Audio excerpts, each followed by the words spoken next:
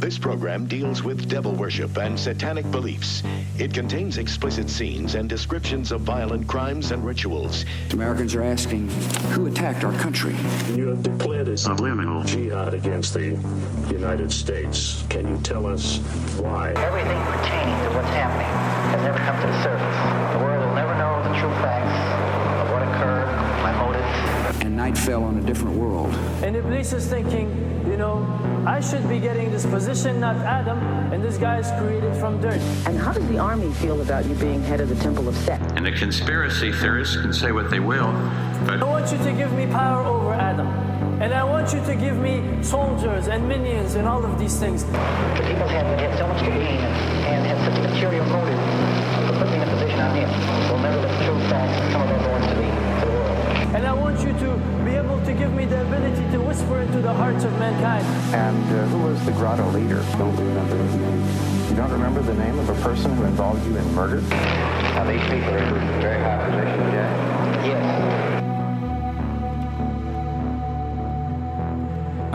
Welcome back to Subliminal Jihad, episode 5. I am your co-host, Dimitri. I'm Khalid. And yeah, today we are going to stick, I guess, with the theme of Infernal Californians a little bit, but pivot to a different area instead of focusing, in military or politics. We're going to take a dive into the arts. Yeah, and I think that's a really cool, or like a really important thing to do, and something I wanted to do from the beginning when we started conceiving this podcast, because art has always been a part of this occult constellation, and all the really prominent occultists of the 20th century, like Crowley, who we're going to talk about so much in this episode. Sorry, Crowley, unholy Crowley. Helena Blavatsky. All those people were so deeply into arts, theater, performance. Ritual magic is, in a way, a mode of performance art. We talked about the connection between magic and psyop on our Quino episode. And I think art is a indispensable component in understanding all of this, like when it comes to sort of symbology and the way that these sort of thought patterns that we're tracing in this podcast operate. And it's also a huge part of the constellation of spooky shit in California, is Hollywood. Yes. That is very Hollywood. hit. Which we've sort of taken a few passing shots at so far, but today we're going to get a little bit more acquainted with the sort of Los Angeles branch of, or tentacle of this Cthulhic octopus. And so we are going to do kind of a glancing overview of the career, both spiritual and cinematic, of Kenneth Anger. Yeah, born Kenneth Engelmeyer, another person like Anton LaVey, who changed their name to sound cool.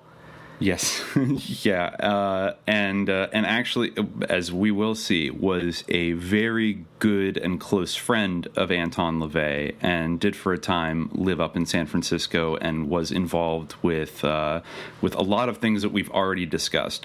How could we easily describe sort of the exoteric biography or blurb about Kenneth Anger to somebody who's not familiar with them at all?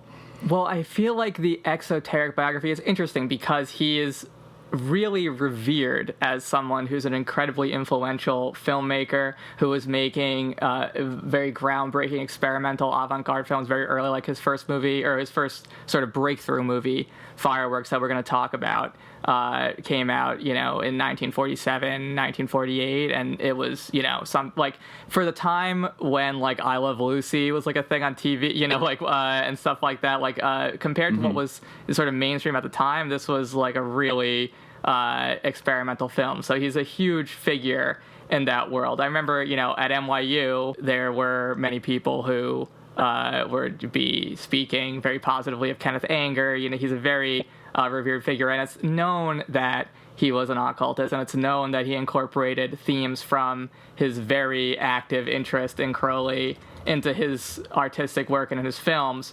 But because people don't, again, kind of the problem that we deal with on this podcast all the time, people don't treat that stuff seriously.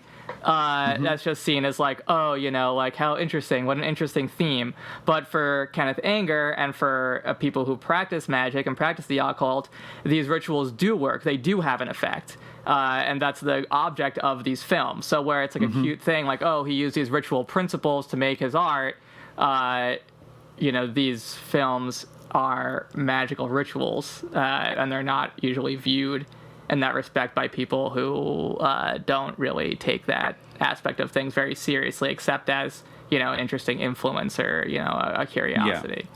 Yeah, kind of more on the level of trivia than something formative and substantial. And to talk just a second, you're right that his early work, starting with the short film Fireworks in 1947, and then going into the 1950s and early 60s, was legitimately influential. And I would say, just from a film history standpoint, was innovative and groundbreaking in some respects.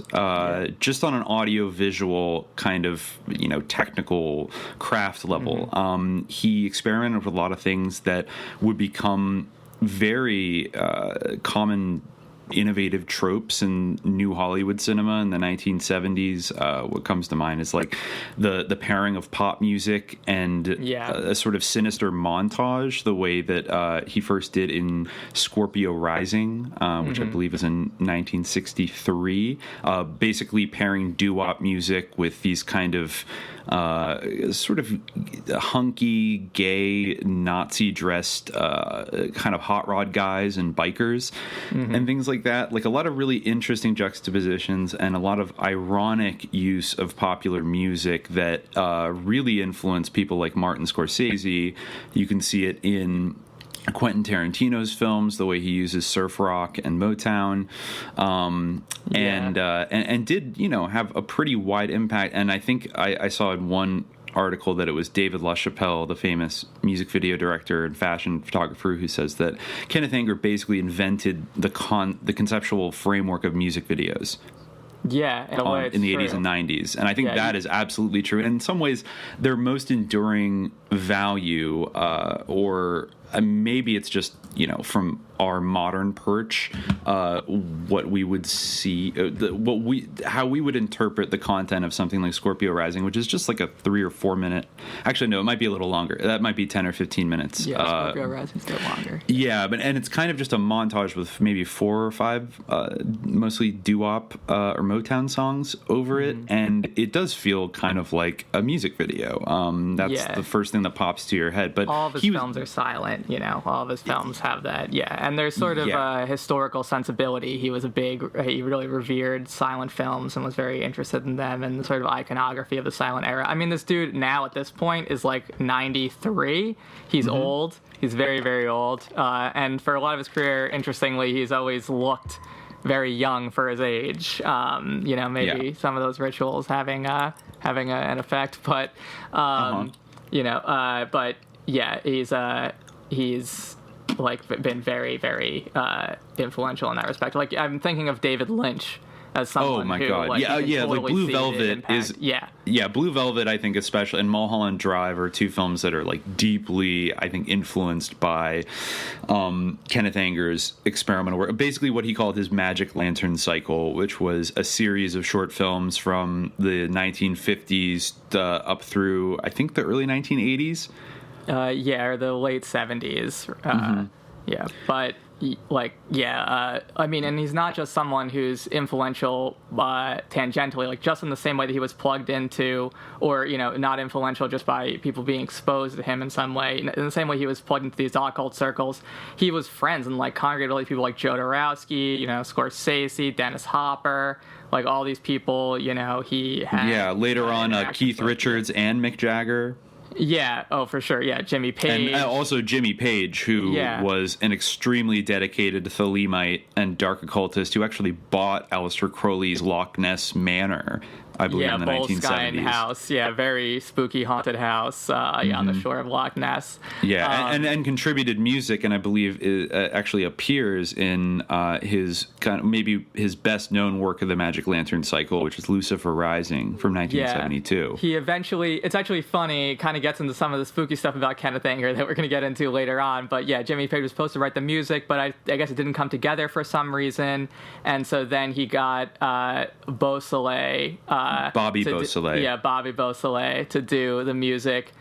Who was a member of the Manson family, and he actually wrote the music from prison, where he was for murdering a guy and trying to frame the Black Panthers. That was Gary Hinman, the UCLA PhD music student who I guess got on the wrong side of Manson and his people over like a bad mescaline deal. Yeah, and they attacked him with a katana. I think very Reservoir Dogs style. Ironically, Bobby Beausoleil, I believe, cut off Gary Hinman's ear with a katana and then killed him at Manson's order. It's actually the only of all the Manson murderers, it's the one that Manson was actually present for and was literally giving orders to like kill that guy instead of just saying something, and then everyone drove 3 hours and killed people. So that's interesting. And Kenneth Anger was friends with him both before and after all of this Manson stuff happened. Yeah, and he he appeared prominently in a lot of his films. Well, I guess he was supposed to appear in one of them, but footage was reused in another one. So yeah, he was friends with him before and after. He let him score from jail his Lucifer Rising. So yeah, which actually I have to admit, Bobby Beausoleil, say what anything else you could say about him, kind of a talented musician, I think, genuinely. And I think of all the music, I think Lucifer Rising, I believe one of the tracks from it was used in Gaspar Noé's Love, who's a director that I both admire and I'm kind of afraid of. It's like kind of sus, but that's how I was exposed to the Lucifer Rising soundtrack. And it's pretty good. I mean, it's certainly much better than the experimental Moog soundtrack that Mick Jagger made for his previous film, which we'll get to. But before we get ahead of ourselves, I mean, Kenneth Anger, so he not only was sort of just artistically influential, you're right, for people being exposed to his work, but he was friends with a lot of very famous and influential people and introduced a lot of celebrities to kind of occult practices in particularly in the late 60s and early 70s. He and also I think another thing just to mention to like keep in mind is that and I think this is part of the reason why at places like NYU and in the art world that he kind of gets a pass for all of his spooky occultism is because he's kind of considered one of the founders of like queer cinema in America. Oh yeah, for sure, and that's it's like a big component, like the whole element of camp. Is also really like a huge innovator in the world of camp. Like you talk about this sort of irony, the appropriation of this sort of trashy pop music and these kind of experimental contexts with a sort of air of menace, that type of stuff. Yeah, like the whole aesthetic of camp. He's extremely influential in. Yes, and And I would say, justifiably so. Yeah. For the most part. And in some ways, his not overtly Thalemite or satanic films are kind of more interesting and kind of to watch than I think like Scorpio Rising personally is like a more interesting short film than... I think Scorpio Rising is better than Lucifer Rising, which is kind of the counterpart to Scorpio Rising. And it's a bit more sort of overtly magical. But I don't think that Scorpio Rising isn't magical or, influenced by Thelema or by Crowley. I think that, there's definitely thing kind of, and Kenneth Anger used this term, I don't have a quote handy right now, but he explicitly described his Magick Lantern Cycle films as subliminal. designed to affect the viewer in a kind of subconscious, sub rosa kind of way. Yeah, and you can see, like, there's images that sort of flash on the screen for a fleeting moment. You have to sort of pause it to stop, like, you know, to take them in or look at it. There's that sort of very conventional use of subliminal messages that... it's very trust Naomi, trust Ultra. Yes, it is. It's very even though I have to say, you know, and it kind of complicates the narrative about him a little bit, is that he was born in 1927, so he predates the sort of massive mind control experimentation of the MK Ultra era, which started in the early 50s, but he was also kind of just coming into his prime during that era, so we'll get there. And also, one wonders, you know, we kind of entertained the idea that MK Ultra continued after it was officially terminated, or officially. So one wonders if there's any MK Ultra type activity that precedes that. But anyway, that's just exactly, because we've talked about it extending after the 70s, but then you have to ask yourself, like, what were were there any sort of predecessors which probably would have been more privatized and perhaps centered around certain kind of spiritual groups or spiritualist groups and things like that, which we've dabbled on in the previous episodes about like Michael Aquino's mother and the prevalence. We actually didn't talk yet, but we will circle back to like the prevalence of Masons and Knights Templars in old San Francisco among the sort of high society there. And of course, like Matt Blavatsky, and obviously Crowley was around before MK Ultra, and we will circle back to him when we get into kind of Kenneth Anger's like and young Crowley adulthood. wrote about, in fact, vis-a-vis Jack Parsons, who we'll probably mention a couple times in this episode.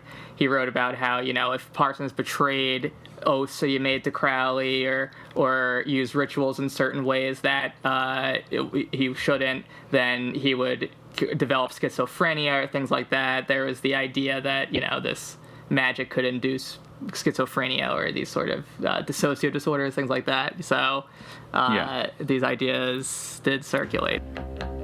You look like an angel, walk like an angel, talk like an angel, but I got wise. You're the devil in disguise, or yes you are, devil in disguise.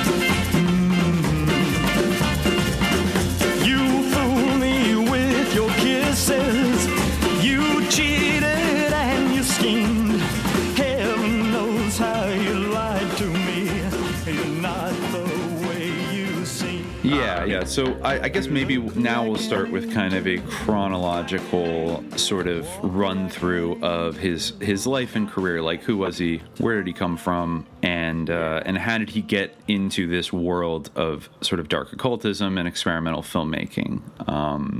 Okay, so Kenneth Anger was born on February 3rd, 1927 in Santa Monica, California. Like you said, he was born Kenneth Wilbur Engelmeyer. He changed his name, I think, when he was in college. He grew up in Santa Monica, and what I guess is described as by the way, like before I say this, like, we're going to drop some kind of factoids about his life, and apparently he's incredibly cagey about talking about his own biography, and we're going to see this again and again. Like, he is not forthcoming, and I guess there was an unauthorized biography written about him in 1995, and he actually put a curse on the author because he was so angry that this guy managed to dig up. Apparently, people didn't know Kenneth Anger's real name until this biography came out in the 90s. So a lot, like, I looked through the citations of like that are on Wikipedia about him, and a lot of them are from this one unauthorized book. So just keep that in mind, that like some of these things were not things that he necessarily advertised about himself, but I think are a little bit interesting. So was there any result of the curse? Did the guy suffer? I haven't checked if that guy's life was ruined or if he died mysteriously. I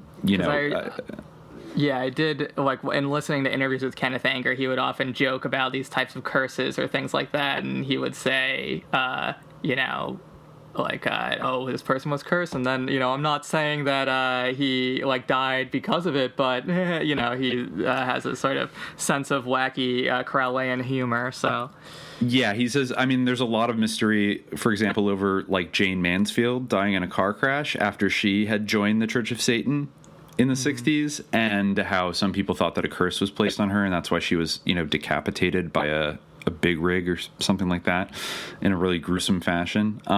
So we don't know Kenneth Anger's power to curse, to what extent it works, but he was very angry that anybody kind of dug up anything about him. And so he grew up in what was said to be a kind of middle-class Santa Monica kind of home in the 1930s and 40s. His father, very interestingly enough, just happened to be an electrical engineer for Douglas Aircraft, which later became McDonnell Douglas and then was absorbed by Boeing, and basically was a major military industrial complex contractor. They built a lot of planes that were used in World War II, and then after, the DC-7, the DC-8, the DC-9, which is funny because I think that's what L. Ron Hubbard based his Xeno spaceships on.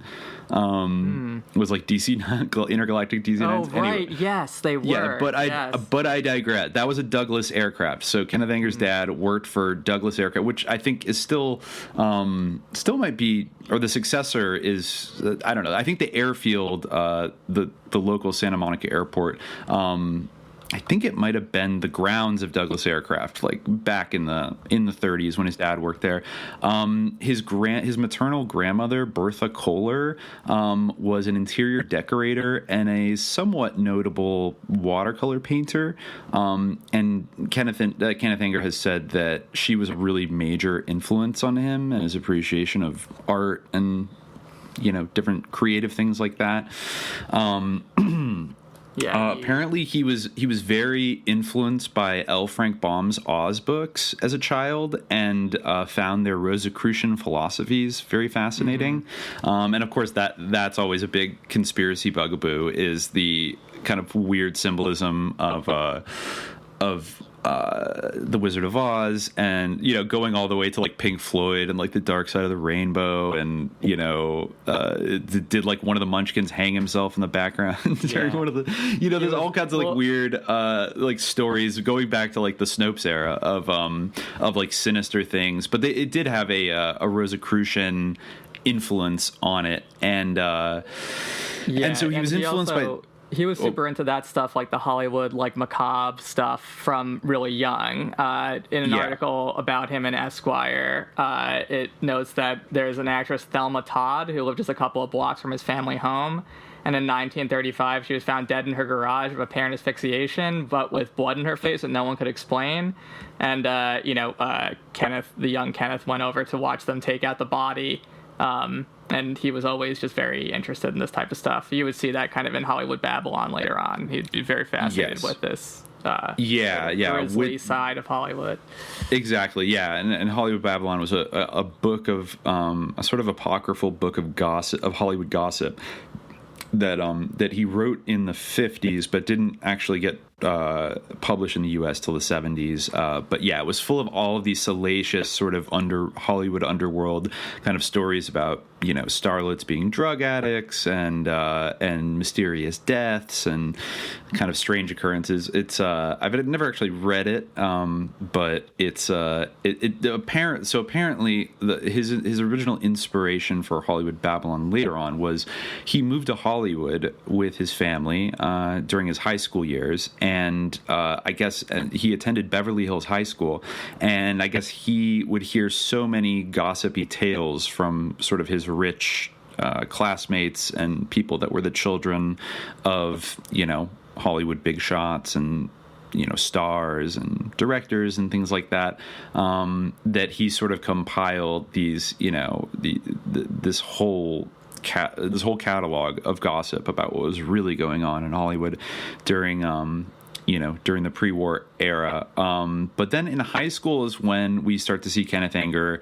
sort of begin his transformation into the figure that we all know. He, I guess, he really loved going to silent movie screenings in LA, and I guess at one of them he met the filmmaker Curtis Harrington, who is also considered a very prominent and important experimental filmmaker and a kind of founding father of queer cinema, who also directed a lot of television and some horror movies throughout the 70s and the 80s, and they became lifelong friends and collaborators. Curtis Harrington, I believe, was a cinematographer on, might have been Inauguration of the Pleasure Dome in the 50s, and it was Curtis Harrington who introduced young Kenneth Anger to Aleister Crowley, the religion of Thelema, and occultism in general. And not long after that, Kenneth Anger became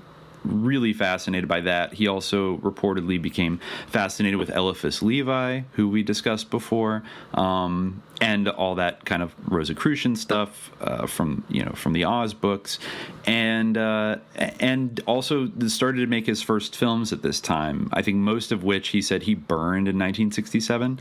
So some of the earliest prints of his childhood filmmaking don't really exist, and sound just more like student film experiments, not really that significant. But eventually he graduated high school and went to USC to study film, which I think would have made him one of the first film majors. I think he caught the bug, the sort of art or movie bug from being in Max Reinhardt's Midsummer Night's Dream in 1935 as the changeling prince.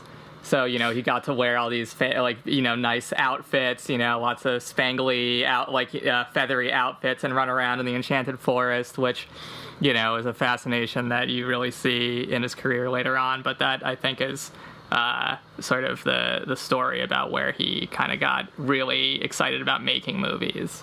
Yes, that is the story, though. I've also read that a lot of people doubt that that's actually true. Yeah, he might, like many things in his biography that we'll keep hitting on. A lot of people say that there's no evidence of him ever being a child actor, and that he completely made that up later on. I think he also said that his grandmother was like a costume designer on either that film or on A Midsummer Night's Dream as well. Midsummer Night's Dream. Yeah, Midsummer Night's Dream, and I think there was no evidence people could find to substantiate that either. Yeah, so that could also be a lie. I mean, it is, just such an appropriate choice. That is Shakespeare's most sort of occultic or fairy play. So it would be, it's his most magical play probably. So it's an appropriate choice. That has the spirit Puck in it, right? Yes, and the Puck that would be something that he would champion throughout his career. I think he called his productions Puck film productions later on a lot of the time. So that makes sense. He was also obsessed with Flash Gordon, which I think is interesting because a lot of other very big boomer filmmakers were, most notably, obviously, George Lucas. It has that campy quality, Same thing with Star Wars.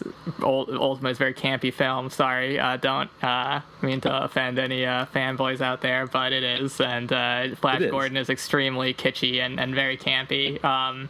So I suppose there's a distinction which comes with the self-awareness, but at the very least, Flash Gordon is kitschy, so it definitely has that sort of appeal to costumes, the chrome, the glittering, that type of thing. So also very popular themes in occult symbolism, costuming, metals.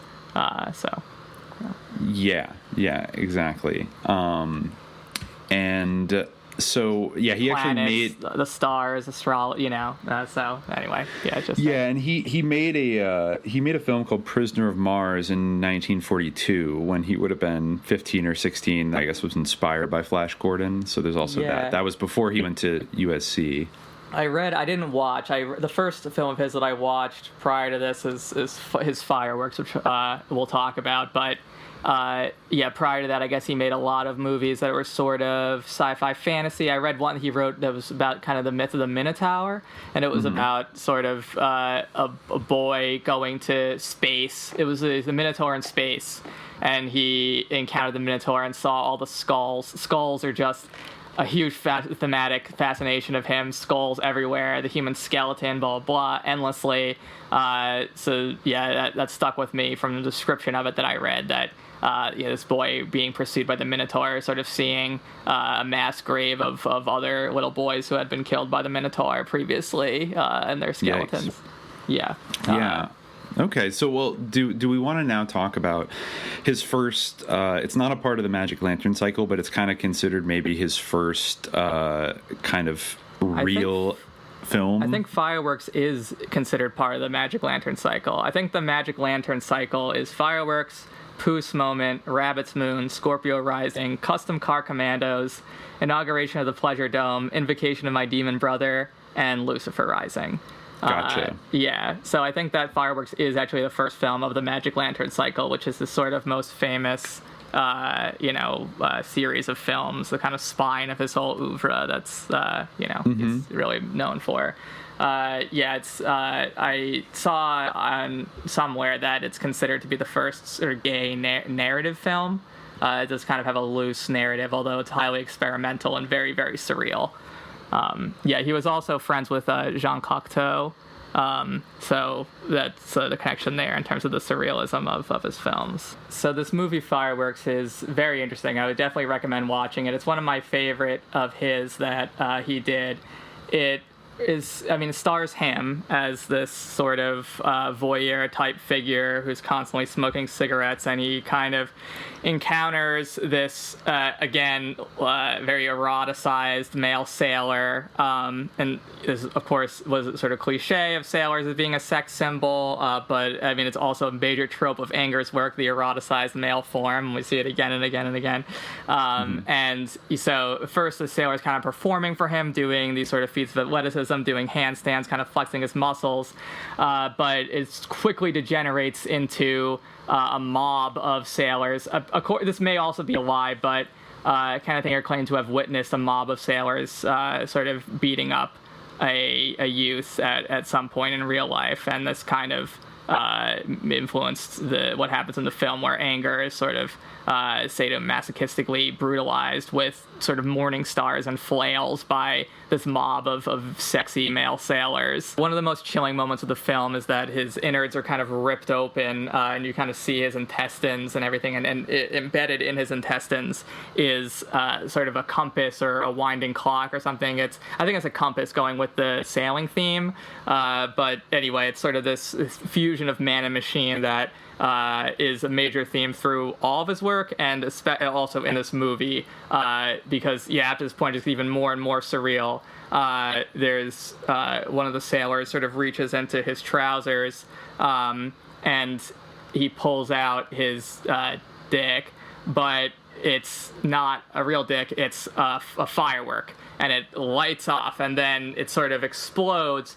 And then there's this man just sort of writhing with a Christmas tree on his head, and it almost seems like the montage or the composition of images is such that it seems like this firework has blown apart this guy's head into this sort of ornamented Christmas tree, and he's sort of wheeling around, and he dips his head into his Christmas tree head into the fireplace, which ignites, and then he burns, and it's all very horrible. But you can see the symbolic power of these images. I think Kenneth Anger said that the film is all I have to say about being 17, the United States Navy, American Christmas, and the 4th of July. So it's interesting that he phrased it that way about the Navy, because I think the Navy is something that we'll come back to again. We talked about his family being involved in the military. A big collaborator of him, Marjorie Cameron, was also involved in the Navy. So, these very powerful symbols of the Christmas tree, the firework. The thing that struck me the most is this sort of chimeric fusion of man and machine, or man and object,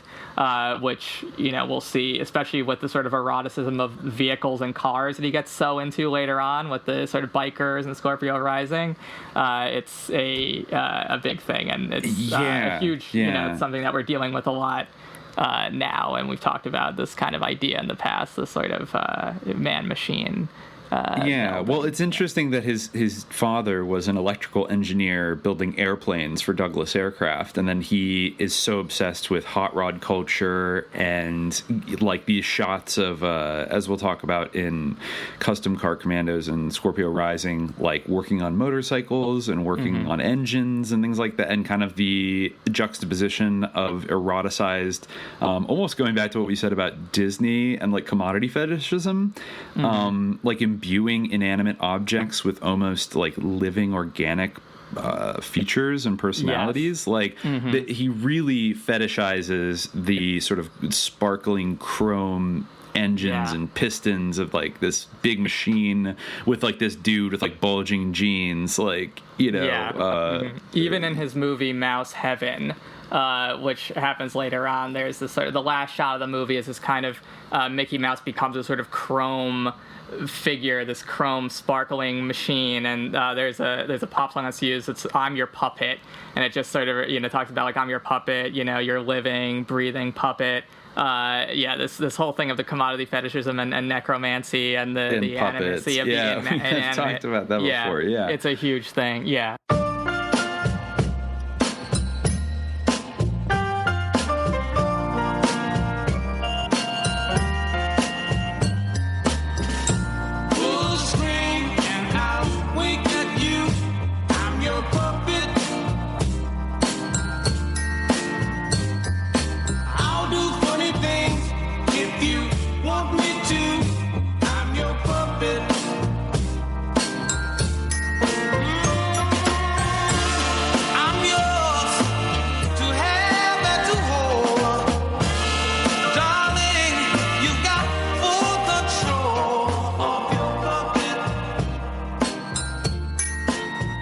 So he makes fireworks, and I don't know if, like, it's still, again, another fuzzy thing in his resume. Apparently he screened it at like a late night screening, I think in 1949, and he got arrested for public indecency. Yeah, I read that he actually ended up inventing, or he and his circle kind of ended up inventing sort of the midnight movie because his films were controversial, so they kind of had to find a time slot where they would work. Yeah, he said, finally, a time slot that like works for me, that I fit into, or something like that. But here's the first of like one of many interesting sort of tangents in Kenneth Anger's young life is there's a certain person that, I don't know, somehow, you know, this is before YouTube and I don't know, Vimeo or any other way that you could watch somebody's experimental films, but somehow a certain individual in the Midwest catches wind of Kenneth Anger's film Fireworks, and according to Wikipedia, says that he was the first customer to like order a copy through the mail, and that was none other than Dr. Alfred Kinsey, the noted sexologist, who is, you know, largely credited with sort of sparking or providing the quote-unquote scientific underpinning for the sexual revolution in the 1960s and 1970s based on his, you know, pioneering research into all kinds of things. And I don't know how he heard about fireworks or necessarily what he was intrigued by, but he reached out to get a copy of this film from Kenneth Anger, and then actually they became very good friends. And Kenneth Anger went out to, I believe it was in Indiana, right, where Kinsey was working? I don't know myself. Yeah, I'm pretty sure. And he went out to, you know, where Kinsey lived, and they began a very close friendship and I guess you could say collaboration. And Kenneth Anger has said on multiple occasions that Alfred Kinsey filmed him masturbating as part of Kenneth Anger essentially volunteered, or was asked to volunteer to be one of the male subjects in his vast sexuality study, and asked him to masturbate on film, and then I guess filmed him. I don't know if he filmed him doing it multiple times or multiple angles, but Kenneth Anger said that, you know, he discovered that his toes curled up when he orgasmed, and other things like that, and they became like friends for years, up until I think in the late 50s is when Kinsey died. But they went just to jumped Italy out at me as together, like, right, to sort of investigate Crowley's old haunt that he used to hang out in before he was kicked out by Mussolini, to look at his paintings and things like that to research, because of course Crowley was so into sex magic. They went to Aleister Crowley's old villa, and they tried to restore the artwork on some sexual paintings that were on the wall, some like ritualized sexual paintings, and they conducted rituals inside of the house also. And they brought a BBC Panorama crew with them, but allegedly the film reels that they shot were lost or damaged, so we've never gotten to see the footage of Kinsey and Anger basically doing their thing. And this would actually happen multiple times, by the way, throughout Kenneth Anger's earlier career, where he would do something and film some kind of ritual that was shocking. I know at one time he made a short film that featured a mock Aztec human sacrifice, and apparently he claims. Yeah, so he claims. So he complains about how people are like, oh, people think I do snuff films, but then he's the source of all these statements where he says, like, this person, while I was filming Scorpio Rising, died, or I filmed this photorealistic human sacrifice, and things like that. So and allegedly the film technicians, the Wikipedia article says, because of the nudity that was featured in this Aztec human sacrifice film, they decided to destroy the film prints of it and like eradicated it, which, I mean, maybe they did that, but also was that what they were most offended by, or were they offended by a photorealistic human sacrifice? I don't know. It just sounds a little suspect. To drum up sort of press for Lucifer Rising, I think it was later in his career, he staged like the death of Kenneth Anger, and like burned a lot of his old movies and stuff like that. So that was in 1967, where he said, R.I.P. 1927 to 1967, and got rid of a lot of his early material. So I wanted to mention one thing about the trip that Kenneth Anger and Alfred Kinsey took in the mid-1950s to the Abbey of Thelema in Italy, which was Aleister Crowley's former villa. So apparently while they were there, they removed the paint on the walls inside of the villa, which had been painted over by the post-war Italian government, to uncover a series of murals underneath that basically depicted orgies and various, Thelemic, satanic sort of acts, but apparently not just that, contained murals of ritualistic, orgiastic acts involving children. And so this isn't even kind of speculation. This is from the writings of Dr. Wardell B. Pomeroy, who was one of Alfred Kinsey's main partners at the Institute for Sex Research. So he says in one of his writings, quote, "The great beast and his followers were against any kind of religion in any form except their own. They held group orgies as part of their ritual and included in them the small children. The walls inside were still painted in British Oriental colors and were covered with the most open, as Kinsey put it, sexual action pictures. The remainder of the paintings were life-size representations of sexual activity, both homosexual and heterosexual, singly, doubly, and in groups, including children." That's interesting, but keep that in mind as I read this little thing about certain controversies over Kinsey's research that surfaced in the 90s. So this is from a Washington Post article by Mark Fisher, not that Mark Fisher, from December 12th, 1995, titled "Critics, Sex Ed a Sham Since Kinsey Used Pedophiles' Data." And it goes on to say, half a century ago, Alfred Kinsey, the father of American sex research, published a report that revolutionized sexual mores. In the last week, the director of the Kinsey Institute revealed that Kinsey's conclusions on the sexuality of young children were based not on scientific study, but on the secret history of a single pedophile who kept a diary of his experiences with 317 pre-adolescent boys. Now a conservative think tank argues that America's sexual revolution is based on a fraud and must be reversed. No Kinsey, no sex education, the Family Research Council says. If man is not a sexual animal from the beginning, why teach children about condoms? So, I mean, notwithstanding the motivation of the people that were bringing this to light, the Family Research Council, which I believe was run by Dr. James Dodson, it stands that is true, that the entire research on basically childhood or adolescent sexuality that was a part of the revolutionary findings that Kinsey presented to the world, which had such a huge impact on our culture, was rather unscientifically sourced from one single incredibly prolific pedophile who had documented their abuse of 317 pre-adolescent boys. This kind of reminds me of that controversy that came out of Canada a while ago, where some dude who was like the architect of a new sex ed curriculum turned out to be like a huge pedo and like a flagrant.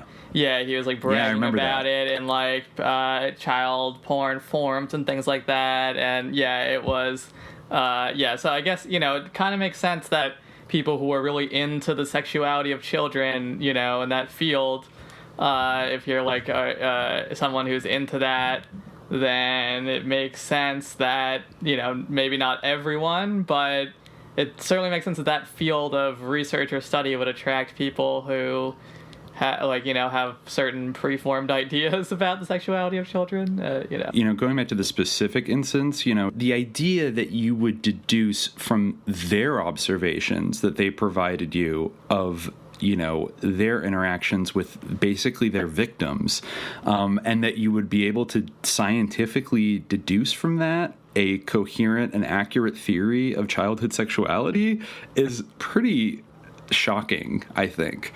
Yeah, this guy is a criminal, like, child abuser, and of course he is going to say, I think in the specific instance you could say, like, of course he's going to say that it's natural and they're not really being victimized and it's totally cool. So it's like a level of like mind-blowing credulity for Dr. Kinsey. I think maybe it's like tendentious in a certain way. I mean, if you think about people like Crowley and people of certain sentiment, or subcultural persuasion, there's definitely like an affinity with people like Allen Ginsberg or whatever were in NAMBLA, things like that, Speaking of NAMBLA, this is another thing that I just discovered here, and I think one of the founders of NAMBLA was a guy named Harry Hay, and he was very vocal. Really on kind of the fringes of the LGBT movement, and made a big push for, I see here, in 1994, Hay refused to march in a gay pride parade in New York because they forbade NAMBLA to march with them. Good on the gay pride parade. Good for them. But here's the funny thing about Harry Hay is that he was a very enthusiastic member of the OTO. So he was a Crowleyite, which is kind of interesting. I actually don't know what Crowley said in terms of the acceptability of pedophilia or whatever, but definitely he was someone who looked to the Greco-Roman tradition, the idea of pan. As being in one of his books, I forget which one it was, he describes a kind of, when he's giving instructions for one ritual or another, he describes doing human sacrifice, like based in sex magic, and that the ideal victim is like a young boy who is like a pure soul. Like the pure soul of a young boy is the ideal sacrifice. And then people got outraged when he said that, and just like every other Satanist we ever talked about, he'd be like, that is not meant to be taken literally, and Crowleyites and Satanists to this day will just kind of roll their eyes at you and say, obviously he's like joking, he's trolling. And like, okay, maybe, but also, why is that funny? Like, it just, I can't with these motherfuckers.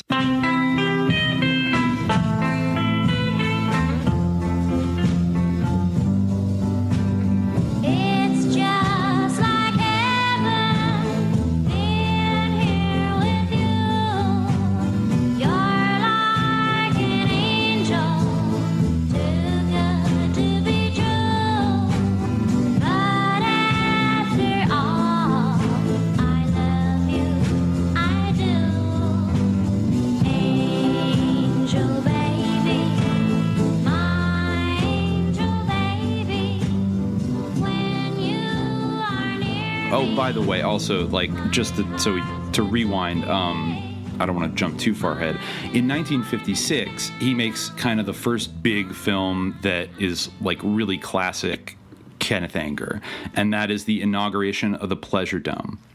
So I don't want to skip over this because this is an important connection. I feel like we should talk about a lot of his films because he made Rabbit's Moon and all this stuff, and I feel like this is maybe a good time to explore the Jack Parsons related stuff. Like, well, exactly. I was going to get there in a sec. Yeah, with inauguration of the Pleasure Dome. Marjorie Cameron's in that and stuff. Yeah. So that is starring Marjorie Cameron, who is like a very famous and interesting occult figure and old Hollywood figure that really like pops up kind of all over the place and was very influential. But she stars in Inauguration of the Pleasure Dome, which is the first kind of like overtly Crowleyan, ritualistic kind of film that he does. And Marjorie Cameron is interesting because she'd been around LA for a while at that point, and she had served in the Navy during World War II. Another one of the many references to the U.S. Navy. Oh yeah, she was in the quote-unquote Hollywood Navy, which is the Navy photo lab in Potomac, and it was through her Navy connections that she met Jack Parsons, who Kenneth Anger claimed to know since adolescence. That they, and he was another big Crowleyite.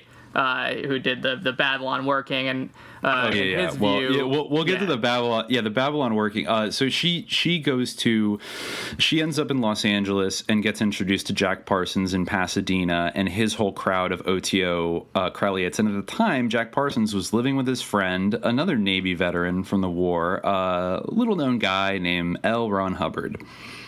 Yeah. And so they became famous for one of probably the most famous or infamous dark magical ritual workings of, I don't know, the whole 20th century.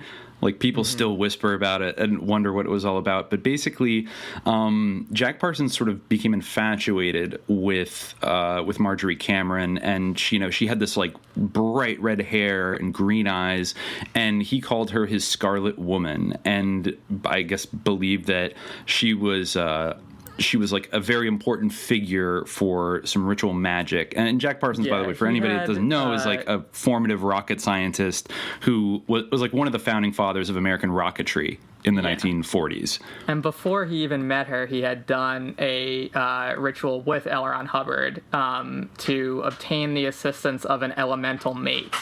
And that was, he believed his meeting Marjorie Cameron was the culmination of that ritual, and that later became part of the Babylon working. And so can you describe what the Babylon working was for people who don't know? The Babylon working was, Jack Parsons had corresponded with Crowley and all these things. Basically, the Babylon working was an attempt to, through the elemental mate Marjorie Cameron, who he identified as a Scarlet Woman, or in some way even Babylon incarnate, it was to create sort of a moon child, a sort of Antichrist type figure that would be sort of inaugurate this sort of new age. In fact, an interesting fact, and we'll come back to some of the UFO stuff. You mentioned inauguration of the Pleasure Dome, which has some nebulously sort of ET iconography in it, and definitely Lucifer Rising does. Oh, for sure. It literally has like Egyptian UFOs. In 1946, and a lot of the stuff about Cameron I'm drawing from an article that was written by Brian Butler, who was later a collaborator, a very recent actually collaborator of Kenneth Anger, sort of a performance artist who's very into the occult, and I wrote an article about Cameron for The Book of Lies, I believe it was called. You maybe could find it in Barnes & Noble in the occult section back in the 2000s. I remember purchasing it in high school. But anyway, so in 1946, when she was living with Jack Parsons, she witnessed something in the sky, and she believed that it was a war engine that Aleister Crowley had predicted in his Book of the Law as a sign, and she wrote The Flying Saucers, The Miracle, Our War Machine. I saw the first one in the spring of 1946 at 10:03. Oh, my God, this is the sign. Drawing of an inverted triangle within a circle appeared in the note. Flying Saucers, Imagine. So it was actually before Kenneth Arnold had coined the term flying saucer in 1947. And before Roswell. Yeah, but it was before Roswell. And before like the even coining of the term. But I think she probably made that statement after he had done so. But she saw this sort of war engine, and I guess maybe she was attributing the rush of flying saucer stuff to this sort of new awakening that was supposed to be happening, the appearance of this war engine. And of course the idea of the war engine really resonates with the film that you were bringing up, Scorpio Rising, this very iconic Kenneth Anger movie. The engine, the machine. The big Harley Davidson motorcycle. Yeah, it doesn't quite get into the UFO stuff yet. That appears more in, you mentioned the more ritualistic work of later on. But, that is a crazy movie that maybe we should discuss. And Crowley did have some ideas about Scorpios and Scorpions. He actually wrote a play called The Scorpion, which is set amidst the Crusades and is about, the Knights of Malta and the Knights of the Temple and things like that. So, and he talked about people who are Scorpio rising astrologically as being sort of having like a death drive or having ambitions that exceed their grasp and things like that. And this is kind of the portrayal of the biker, the sort of homoerotic biker Nazi gang in this movie, where they're kind of driven towards death, and they have this very sort of violent homosocial culture amongst each other. It's very sort of erotic, violent culture, and lots of Nazi stuff. And again, it's a film that has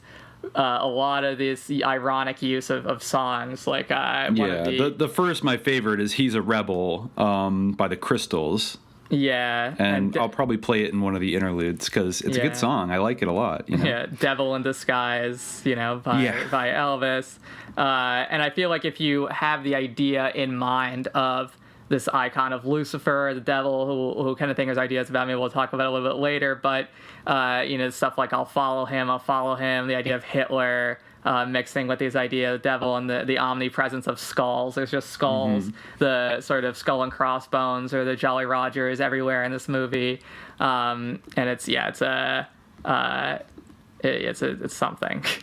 Yeah, it definitely is. So Marjorie, Jack Parsons basically, we all know what L. Ron Hubbard ended up doing once he had a falling out with Jack Parsons. In the early 50s, he founded Scientology. Jack Parsons went on to be, still a very cutting-edge, top-level rocket scientist who blew himself up in a freak accident, I want to say in 1949. In Pasadena. And still, if you drive by Pasadena today, you'll still see a huge kind of futurist building that says Parsons on it, and it's connected to JPL, Jet Propulsion Laboratory, with both of which were kind of essentially founded by him and also onboarded a ton of Nazi rocket scientists after the war, which I always wonder, right after World War II, when Paperclip starts, even before Roswell, that's when the first UFOs start showing up in California and the Southwest. Just a little, if you want to take a sort of non-ET take or hypothesis about these things, is it Die Glocke, sort of fully realized? Or, some kind of secret Nazi occult technology. Anyways, so Cameron goes on to still become kind of a grand dame of the sort of underground LA occult scene, and eventually, comes into contact socially with Kenneth Anger, and then stars in his first big Crowleyan experimental film, Inauguration of the Pleasure Dome, in the mid-1950s. A couple years after Jack Parsons himself died in an explosion in his laboratory, and Cameron would speculate that he was actually killed by Howard Hughes, who had asked, he'd requested Parsons' assistance with something, I guess, and Parsons refused, and I guess Howard Hughes wasn't someone who you said no to. That was Cameron's speculation. But after that, she continued. She was sort of introduced to the occult in a big way by Jack Parsons, but she continued to be very into it. And she originally in this film, Inauguration of the Pleasure Dome, which is named after this whole thing in Samuel Taylor Coleridge's poem, in Xanadu to Kubla Khan, Pleasure Dome to create. Where out the sacred river ran through caverns, measureless demand, and to a sunless sea. Yeah. Yes. We took and English. that's very much the vibe of this movie. But originally Anais Nin was sort of set to star in the film, or to be the sort of central female figure. But as soon as he met Cameron, Kenneth Anger, was very stricken by her, and he would often say that she was like the most genuine witch that he had ever met. Someone who just really impressed him with her powers. She claimed to be a psychic in that article that you sent me. She claimed to be a psychic from childhood and have certain kind of, woo-woo ESP powers, and kind of even behaved. She said like she would collect black cats as a child. Her grandmother thought she was, who was like a fundamentalist Christian, thought she was like a devil child because she had red hair, all kinds of stuff like that. Yeah, and she introduced herself to Kenneth Anger. She's like, I'm the Scarlet Woman, and he was like, you certainly are. And that was the role she was credited. She kind of played herself as the Scarlet Woman in the movie, which is kind of a masquerade ball of different gods. There's an Osiris figure who I'm not sure. I don't recall who plays Osiris. It was Samson DeBrier, who was a famous Hollywood. He called himself a shaman, but he was kind of a Thalemite, and he had a house with some bungalows down by Hollywood Forever Cemetery in Old Hollywood, and I guess for many years held these kind of underground, sort of occulty sort of salons where famous celebrities and actors and writers and artists and various occult figures would kind of gather and hang out, and he was a huge part of the kind of Hollywood occult social circle. He was a real focal point of it, and he played Shiva, Osiris, Nero, Alessandro Cagliostro, and Aleister Crowley in Pleasure Dome. Yeah, it's very vague. Of course, there's no dialogue in these movies. They're all silent. They and this is kind of just in this black space. One of the most interesting parts of the movie is when a figure kind of walks into this open doorway, and on the side of the doorway are these sort of cave painting like icons they look like grays, basically. They look like grays. They have these sort of big eyes and this sort of disproportionately large heads, and the doorway opens, and this very stark picture of like an old crone with an inverted black pentagram on her forehead appears over the doorway, and yes, it's very and then her figure kind of fades, and you see the sigil of Baphomet that I think Anton LaVey actually had designed. So did they know each other by night, or did you watch maybe the 1960s like updated version that he did? Yeah, he did make edits and changes to them consistently, so maybe it was changed, but I'm not sure. But yeah, definitely the sigil of Baphomet that LaVey created, and that was associated with the Church of Satan, appeared in what I watched. So it could have been an update. There were certain changes that he made. And it's worth mentioning that Anais Nin, even though she was passed over for the part of the Scarlet Woman, she actually does appear in Pleasure Dome as Astarte, and also Curtis Harrington, who we mentioned earlier, appears I think in the beginning of it as Cesare, the Sleepwalker. So you have lot of these. All these people are like collaborating with each other. They're all part of the same scene, and the rivalry between Anais Nin and Marjorie Cameron is really part of the sort of vague plot or mise-en-scène of the movie. Another movie that I wanted to mention relative to this is Rabbit's Moon, which is it has a great soundtrack, but I think was added in the 70s. I think originally there was a different soundtrack, but the new one has a loop of It Came in the Night by A Raincoat, which is a very catchy song, and it's very appropriate.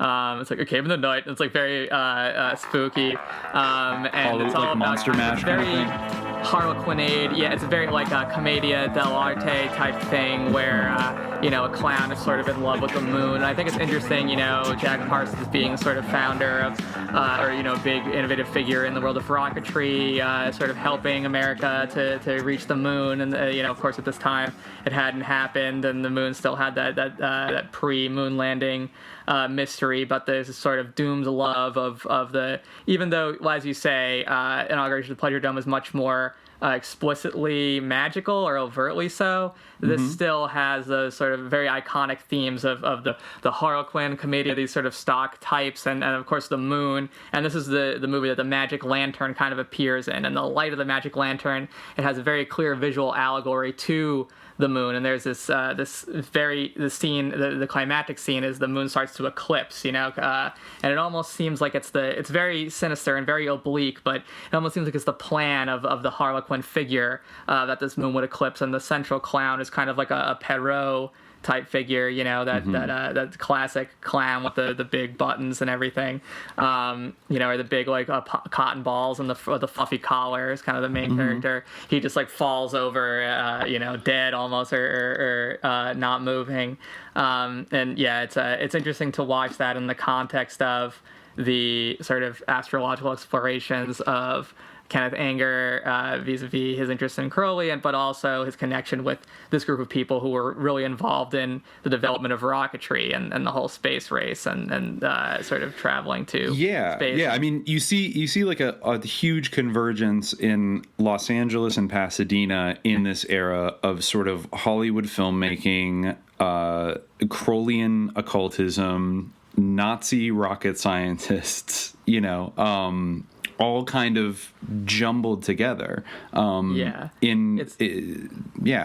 it's interesting how you sort of see these ideas becoming, like, you mentioned whether we interpret UFOs as an ET thing, and I'm just very interested in the idea of getting away from this kind of either or, in terms of interpreting that phenomena. Like, is it a government thing or is it somehow interdimensional? I feel like there must be, I don't know exactly how you reconcile it, it's very esoteric, but I feel like there's a way to have your cake and eat it too, this idea of outer space as being an interdimensional area. There's such a mystery to space and such a different way of conceiving space, and the connection between outer space and inner space. And I feel like this is something that's even become mainstream. I was watching a movie recently, a Marvel movie, which is about magic and the occult, so that's kind of why I was interested in it. Usually I can't even bear to watch those movies, and this movie wasn't very good either, but it's Doctor Strange is the name of the film. Very occulty. Yes. He's a magician, the eponymous Doctor Strange. But in the movie, when he has this kind of mystical awakening, he kind of goes inside himself and he flies through this tableau of outer space. And these esoteric ideas are in the most mainstream, kitschy, boring comic book movie you could possibly imagine, now. But. No, that is fascinating. And even to think about something like a Saturn rocket as being sort of a magical device that can transport you to another dimension, i.e. outer space. Right. And then being able, actually, it is interesting, because then if you think about the development of satellite technology, of space weapons, of all these other things that were totally critical to the development of the internet and communications technology that really transformed our world in the last 40 years.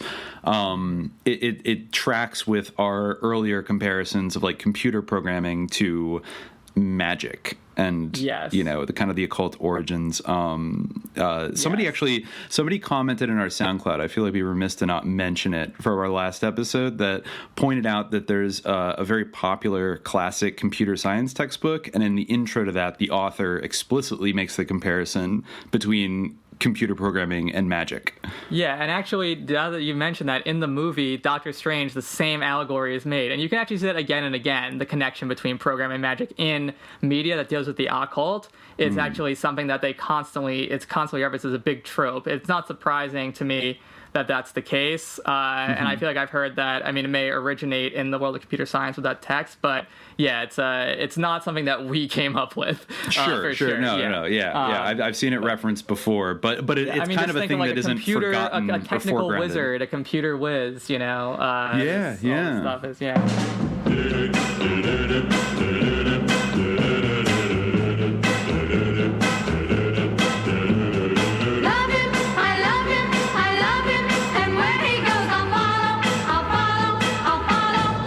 I will follow him wherever he may go.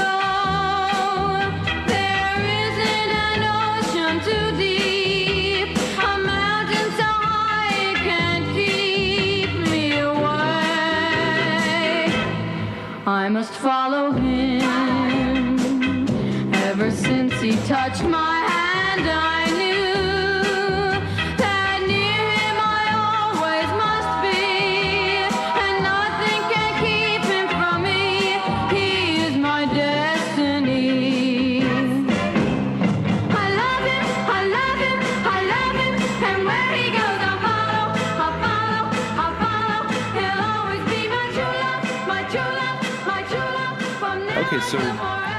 So we talked about, this 1950s movie, and he also, just to throw it out there, there was we already mentioned, like, the Ode to Artifice. I don't think we need to kind of go too deeply into it, except that he did want to make this movie about a 16th century occultist Catholic cardinal, D'Este, who I guess was into, as in the words of Kenneth Anger, fucking goats, and also into doing like golden showers and all kinds of weird, depraved sexual rituals.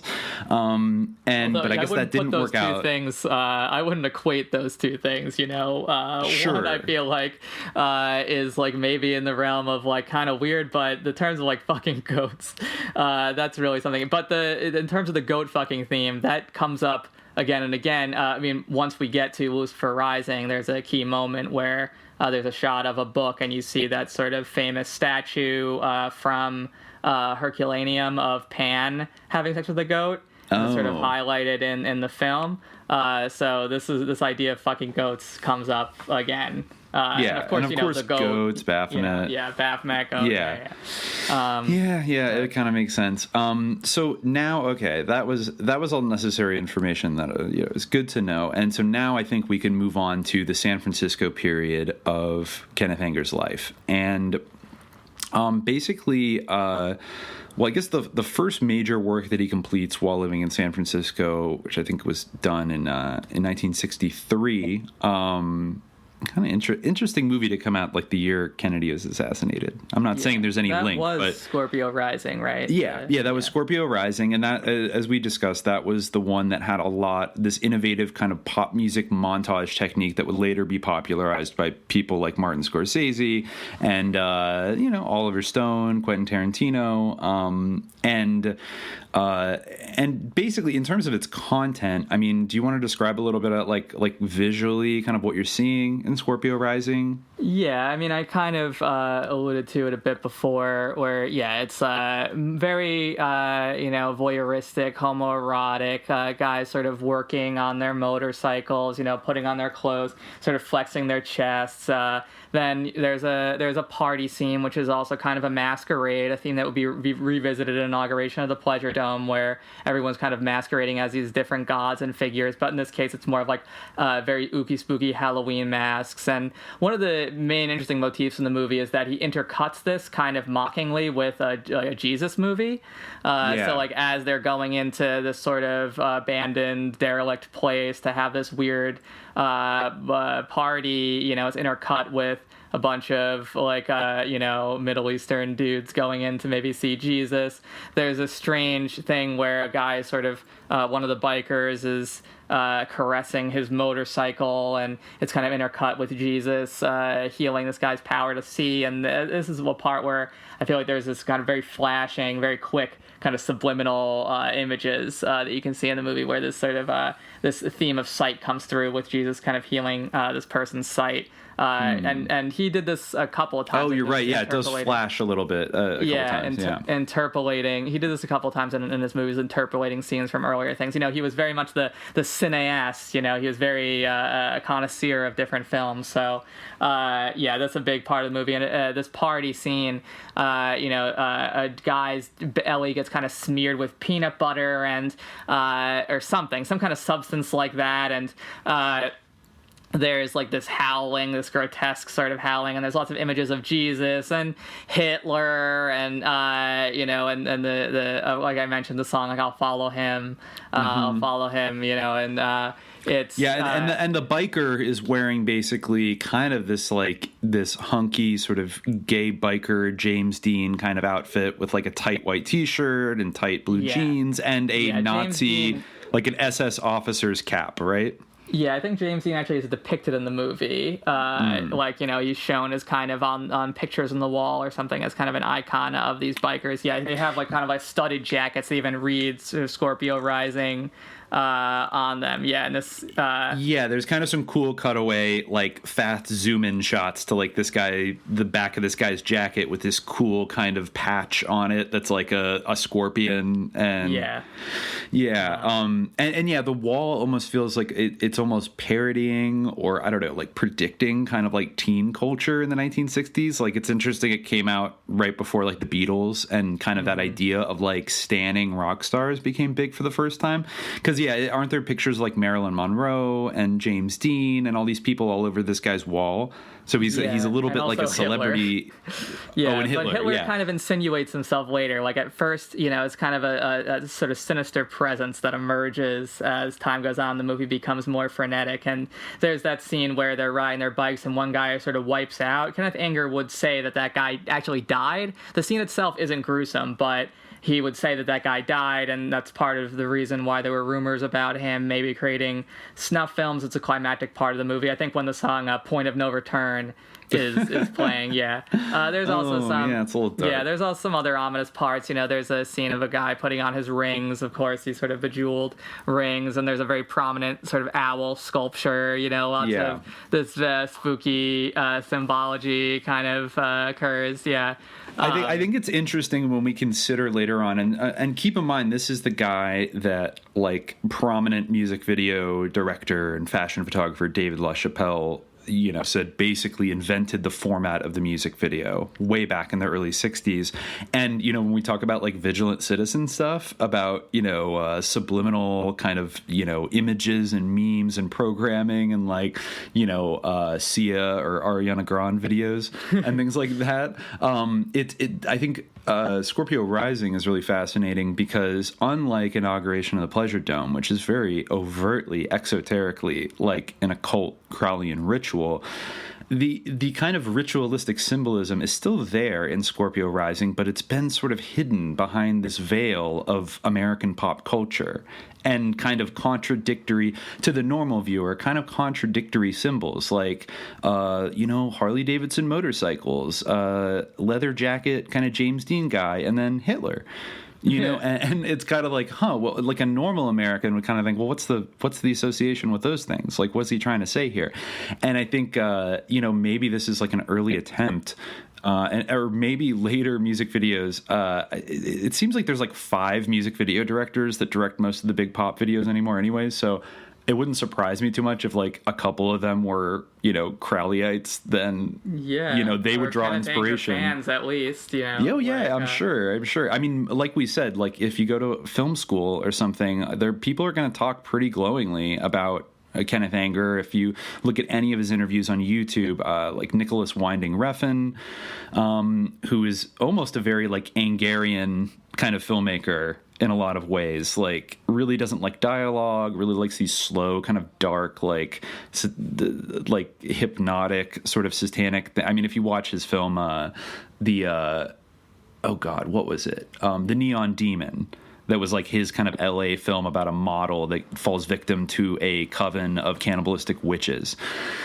that is like very Angerian, and he interviewed Kenneth Anger maybe 10 or 12 years ago, and just was like, couldn't be more glowing towards him, and nobody really challenges him or says anything critical, and he's very negative towards anybody that brings up subjects that he doesn't want to talk about. Yeah, like we read those articles in Esquire and on artnews.com, I guess, where both interviewers kind of were bringing up the Manson murders and things like that, and they both talked about how he got very curt and just wouldn't even, one of my favorite parts was they asked him, like, would you consider your films magical rituals? Which, something that he's, like, said or implied before, so it's strange he doesn't want to talk about it, but his response was just, and then just said nothing in response at all. And I remember I watched, in preparation for this podcast, I watched a talk he did at UCLA as part of the sort of Hammer lecture series, and he said, I don't do Q&As. I've stopped doing Q&As.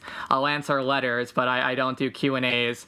He's a famously very private person, and even his speech, which was supposed to be about, it was sort of programming related to an art exhibit on the occult, and he just kind of did like a Wikipedia summary of Crowley's life, some of the facts of which were kind of wrong, and he just really avoided any discussion of his own work or anything like that. In these interviews, people asked him, I remember in one of the articles where people asked him, what do you think your legacy is? And he's something like, well, I've done a lot of creative work, so I hope that's my legacy, which is such like a bizarre, like, come on. So, yeah. I think he said in the Art Now interview something like, whatever, I'm a filmmaker, and then added for emphasis, like, I don't care.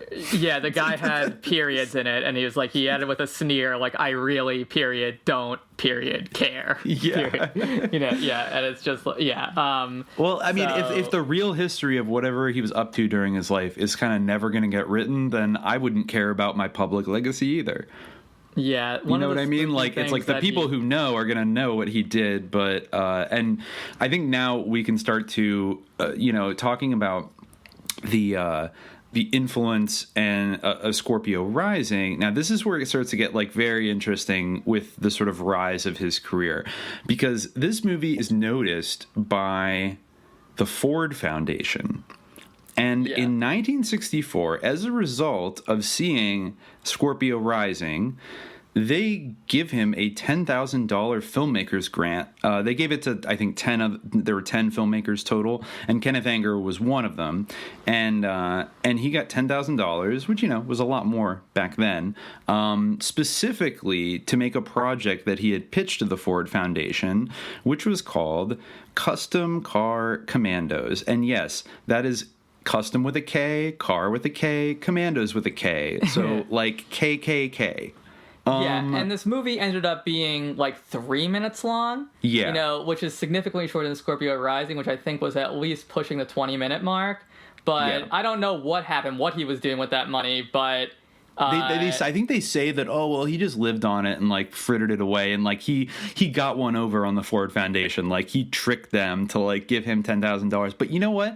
Let's talk about the Ford Foundation for a second, because these are not dumb people, okay? And these are people that if you look at their history, we mentioned in the last episode, they started giving money to KPFA and Pacifica Radio in 1951, and were deeply involved in funding all kinds of like ostensibly left-wing but like anti-communist leftist kind of artistic publications and endeavors, and kind of NGO initiatives. They did a lot of work around the world, often serving as a CIA front for various covert operations and things like that. And so anybody that got a big fat check from the Ford Foundation, especially somebody who is so marginal and is doing such kind of shocking, blatantly kind of satanic kind of filmmaking, is very, very interesting. And now, of course, not everybody who got that is like evil. Like, I looked at the list of the other filmmakers. It includes the one guy who I think made the film The Exiles, which is about young Native Americans in 1950s Los Angeles, which is like a really great independent movie. And there were other people that were just kind of like woo-woo experimental filmmakers and stuff. So I can't assume that they're all, sinister, but why Kenneth Anger? That's the kind of the question. And I mean, they gave him all this money, and then the idea of him bringing them this idea for like KKK custom car commandos, which I don't know. I feel like any normal person would be like, what are you trying to say there? Like KKK, like, and so to discuss the very brief content of Custom Car Commandos, it's kind of similar to the first part of Scorpio Rising, where like there's a song stage. Yeah, it's like on a soundstage. I mean, it's like well produced for like the early '60s. I mean, he shoots on a dolly. He's shooting, I think, 16 millimeter.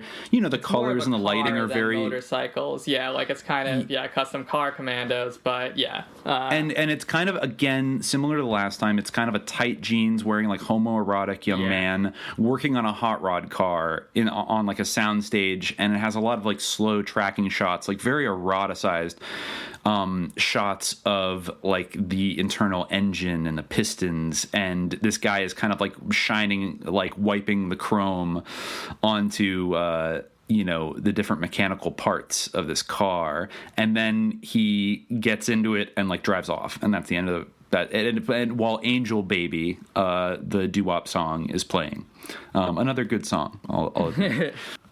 Was there, I want to say there was a death involving Custom Car Commandos, or maybe that was Lucifer Rising, where a young boy died.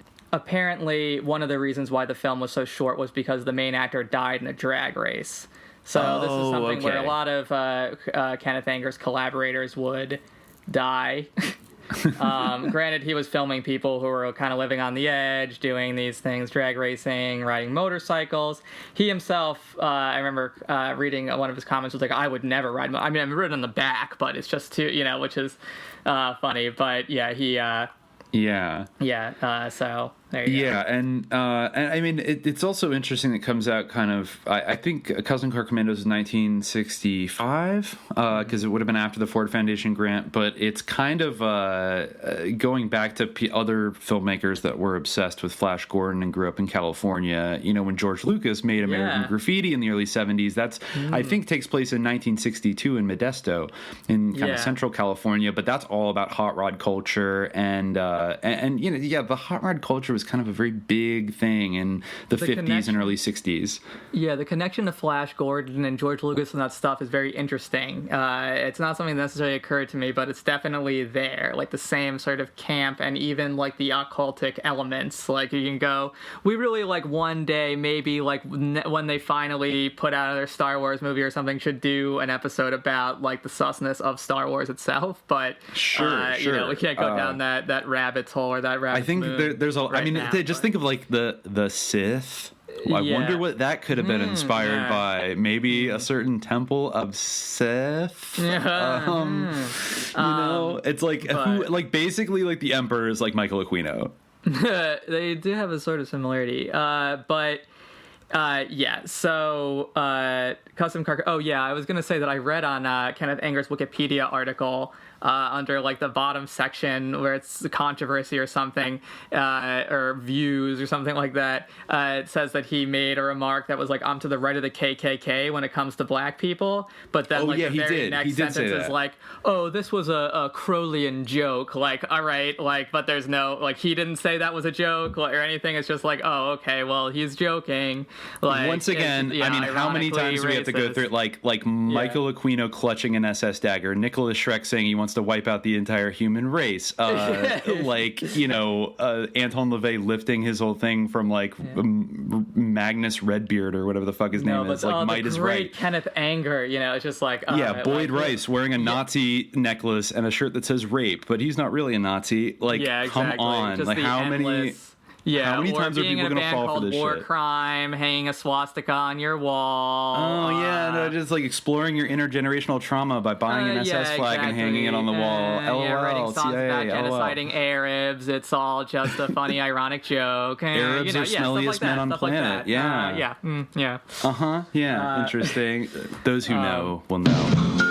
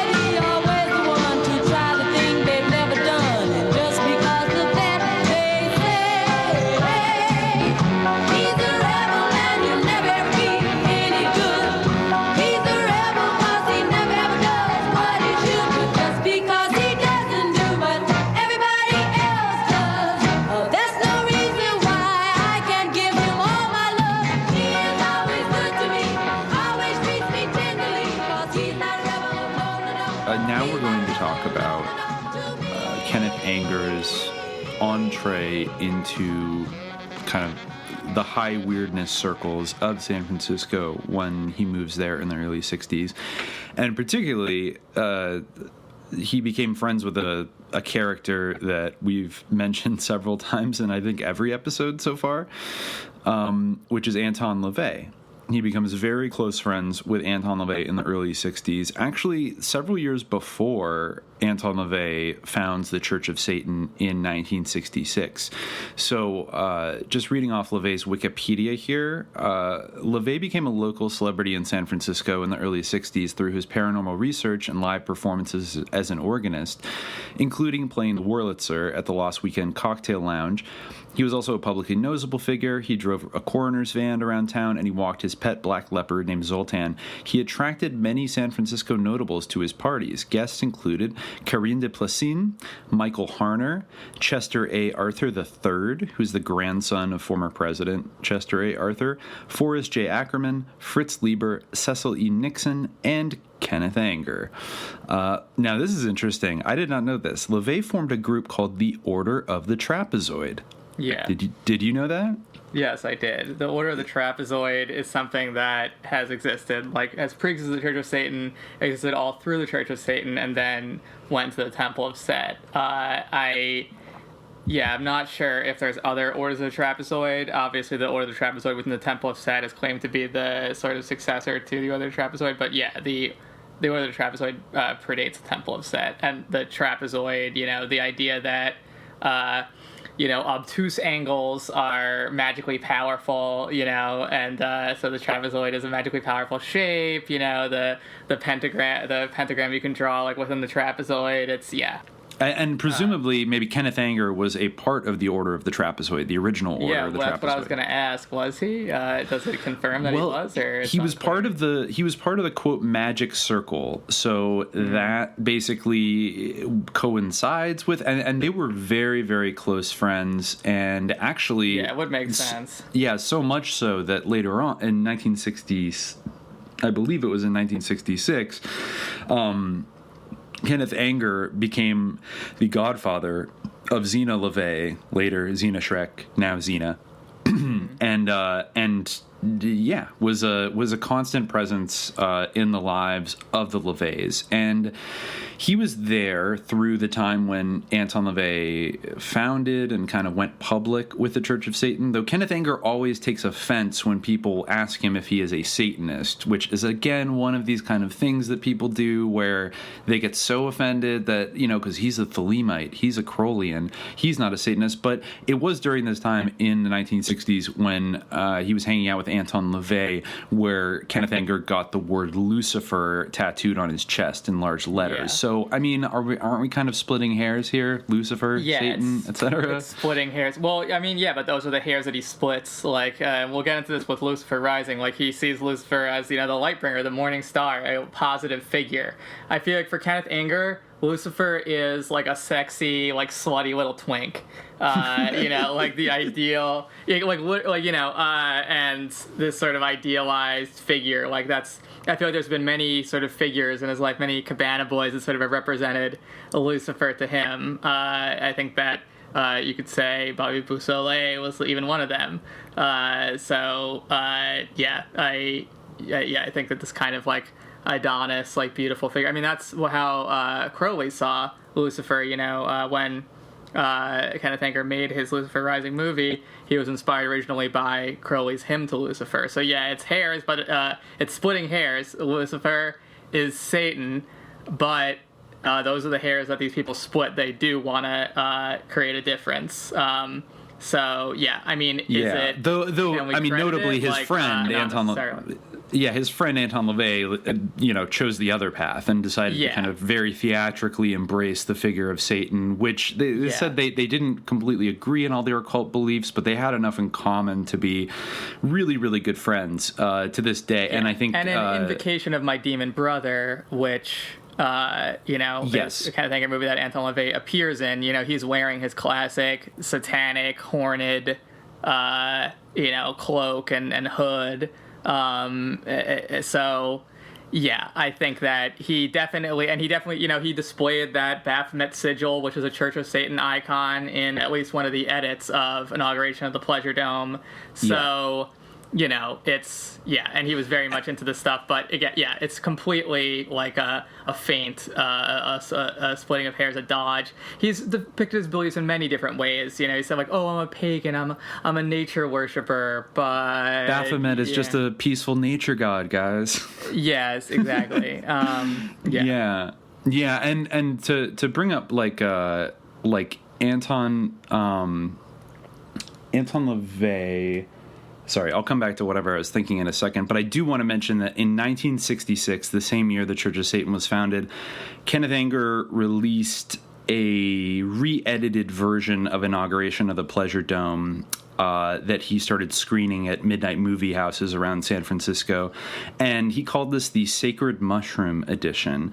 And apparently the inspiration for that is that Kenneth Anger had been experimenting with psychedelics since really, I think even since the late 1940s, when he was a college student at USC. I think he first discovered mescaline, and he had experimented with LSD and psilocybin mushrooms and things like that. And his intention with the Sacred Mushroom Edition was to kind of add more, I guess what you would call psychedelic cuts and visuals and auditory experiences into Inauguration of the Pleasure Dome. And that is very interesting because, first of all, like we hadn't mentioned it the first time around, but Inauguration of the Pleasure Dome is kind of notable as, I would say, one of the first movies that sort of established what would later become what you could call a psychedelic aesthetic. Even though this is in 1954, interestingly, like 1 year after MKUltra began.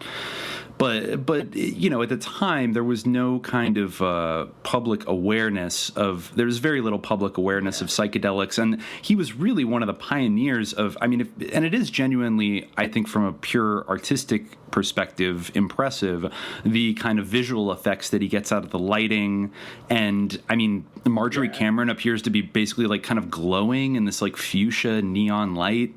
Yeah, the bird there's kind of kaleidoscopic birdcage-head woman. Yeah, there's like kaleidoscopic photography, all these things that we would now associate with like the 1960s, like Jefferson Airplane and Grateful Dead and all these things. But as we've discussed about the Grateful it's very similar, actually, to the Holy Mountain, where the characters are kind of these godlike personages. It's similar to the Jodorowsky movie, The Holy Mountain, in that way.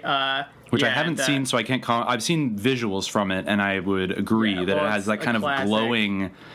Yeah, psychedelic movie. Like Technicolor, psychedelic Technicolor thing. And I think, Yeah, in the same way that the Inauguration of the Pleasure Dome, the characters is kind of a masquerade of different deities, which was based on a practice that Kenneth Anger had read about from Crowley, where, a masquerade with attendees sort of impersonating various gods.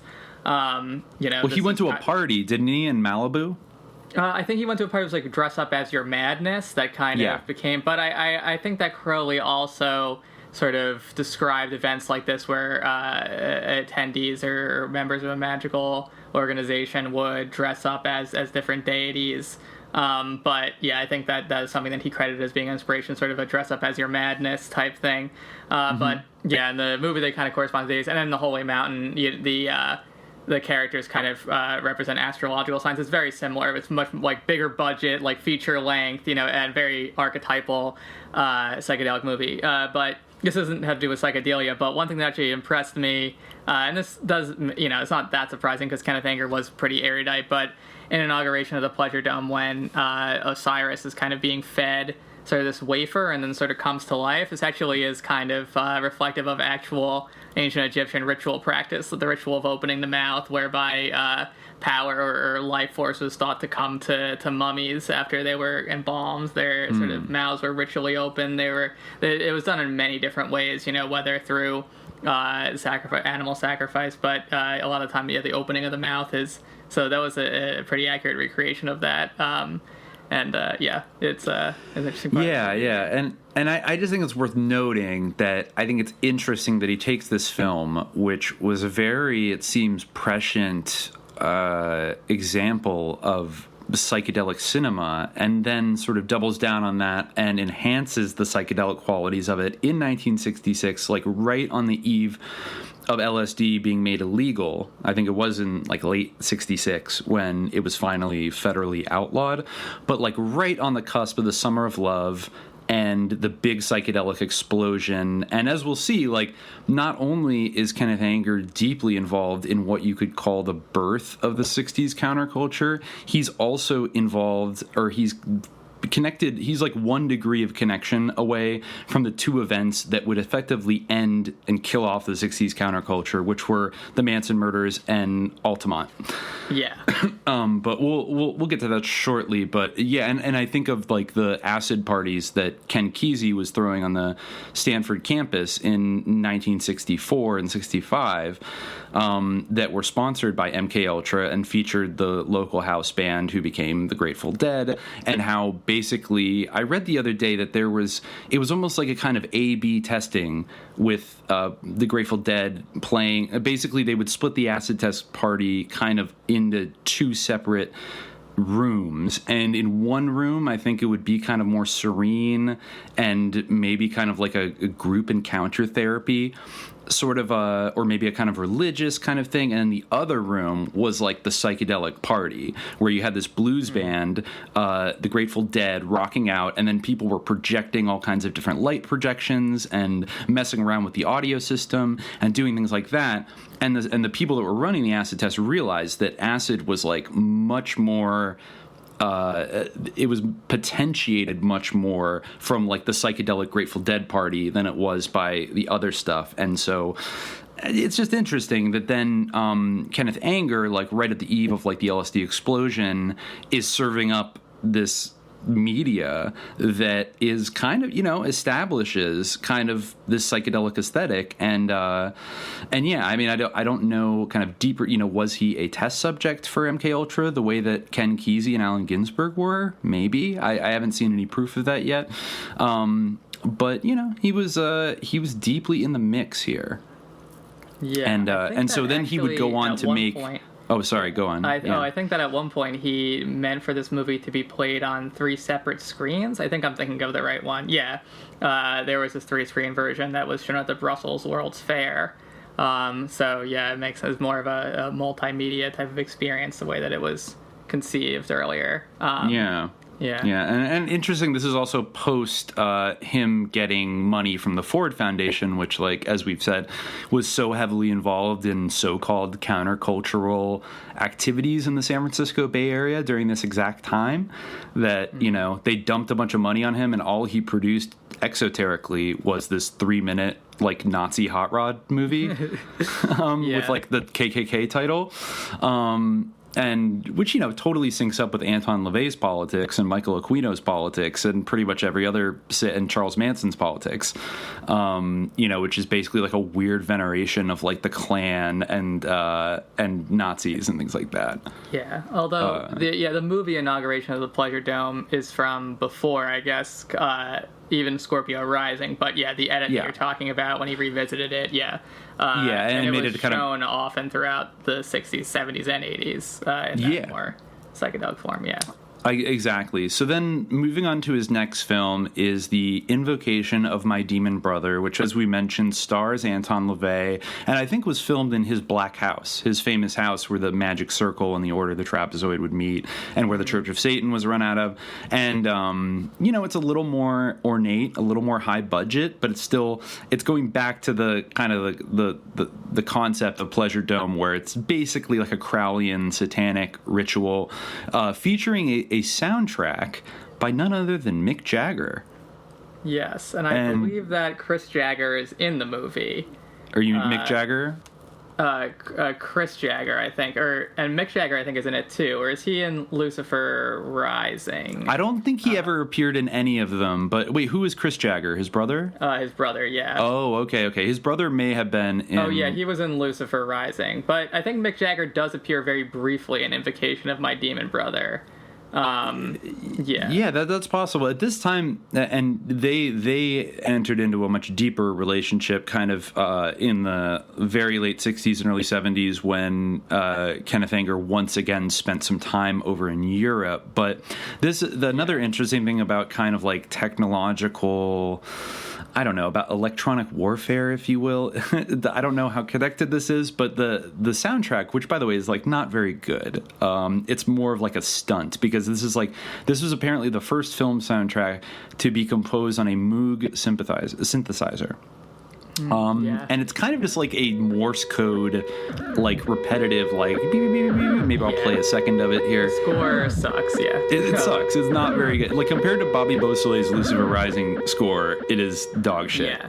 But actually, a lot of this movie was, according to Kenneth Anger, kind of compiled from some scraps. That's why Bobby Beausoleil kind of appears in this. Scraps of Lucifer Rising were sort of reused for Invocation of My Demon Brother. And this was all kind of around his interaction, as you said, involving Altamont, or his connection to Altamont. This was all like around his very close relationship with Keith Richards and with Mick Jagger. And actually, for a while, he was supposed to officiate a Thelemic or satanic wedding, or at least a pagan wedding, between Keith Richards and his girlfriend.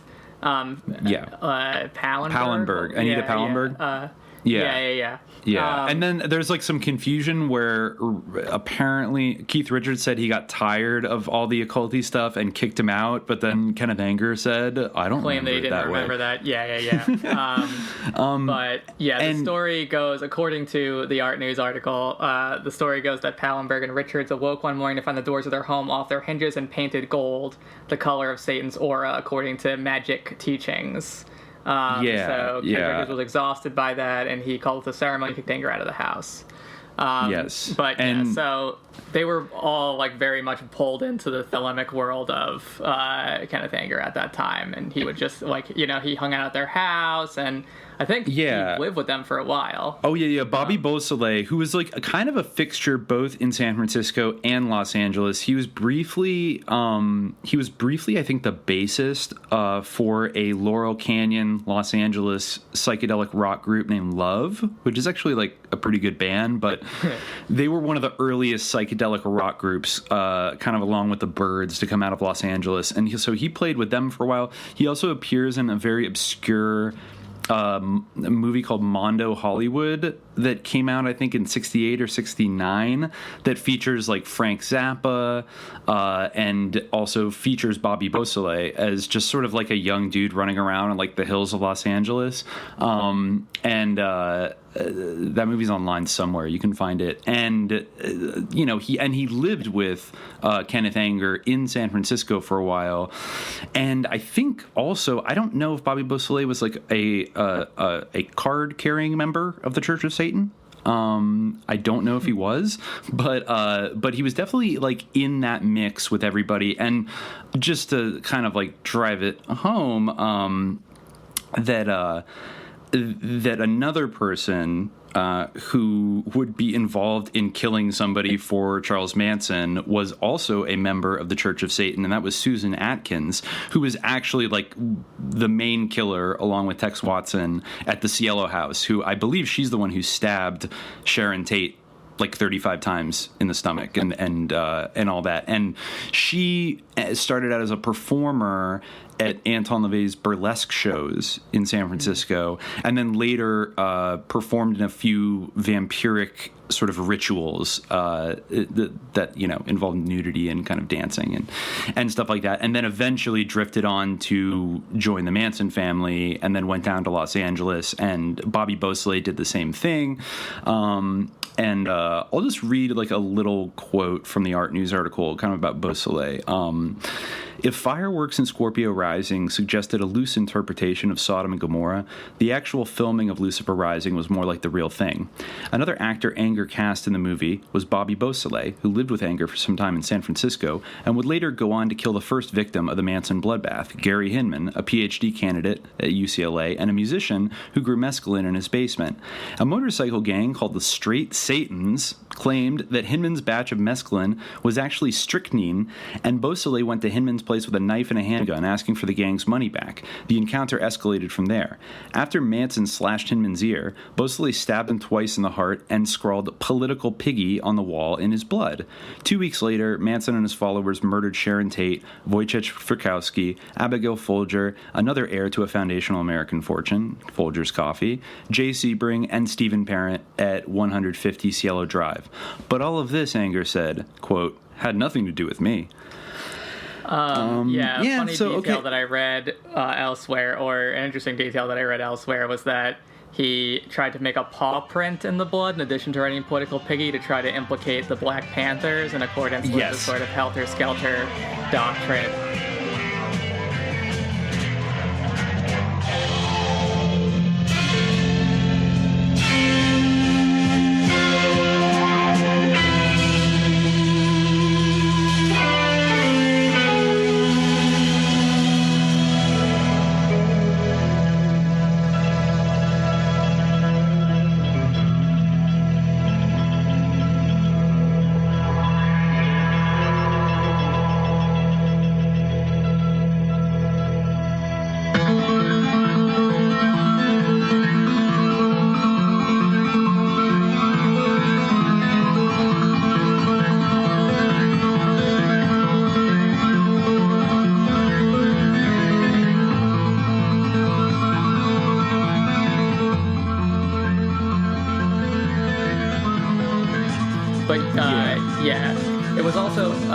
To go back to the sort of rock star connection, it was actually John Paul Getty Jr., who was a huge patron of Anger, who we've mentioned on the show before, who first invited him to London, where he I guess we can't ignore it any longer, dear listeners. But yes, what you heard is correct. The main benefactor of Kenneth Anger from the late 1960s up through at least the 2000s, because he was producing, financing additional films of his, was, yes, the person that we talked about in episode 2, who is in business with SS Hauptsturmführer Otto von Bolschwing in California with Gavin Newsom's dad, J. Paul Getty Jr. Yes. I did not know that until yesterday, and I freaked out when I saw it, because it's just Jesus. Yeah, it's too much. I learned during my research for this that he's actually in the Guinness Book of World Records, or was at one point, for being the richest private citizen. Like someone who's not considered to be a public citizen, but I guess, he at one time had the record for that. And Kenneth Anger mentioned him a lot in that talk that I listened to of his at Hammer, or part of the Hammer series at UCLA. Mm-hmm.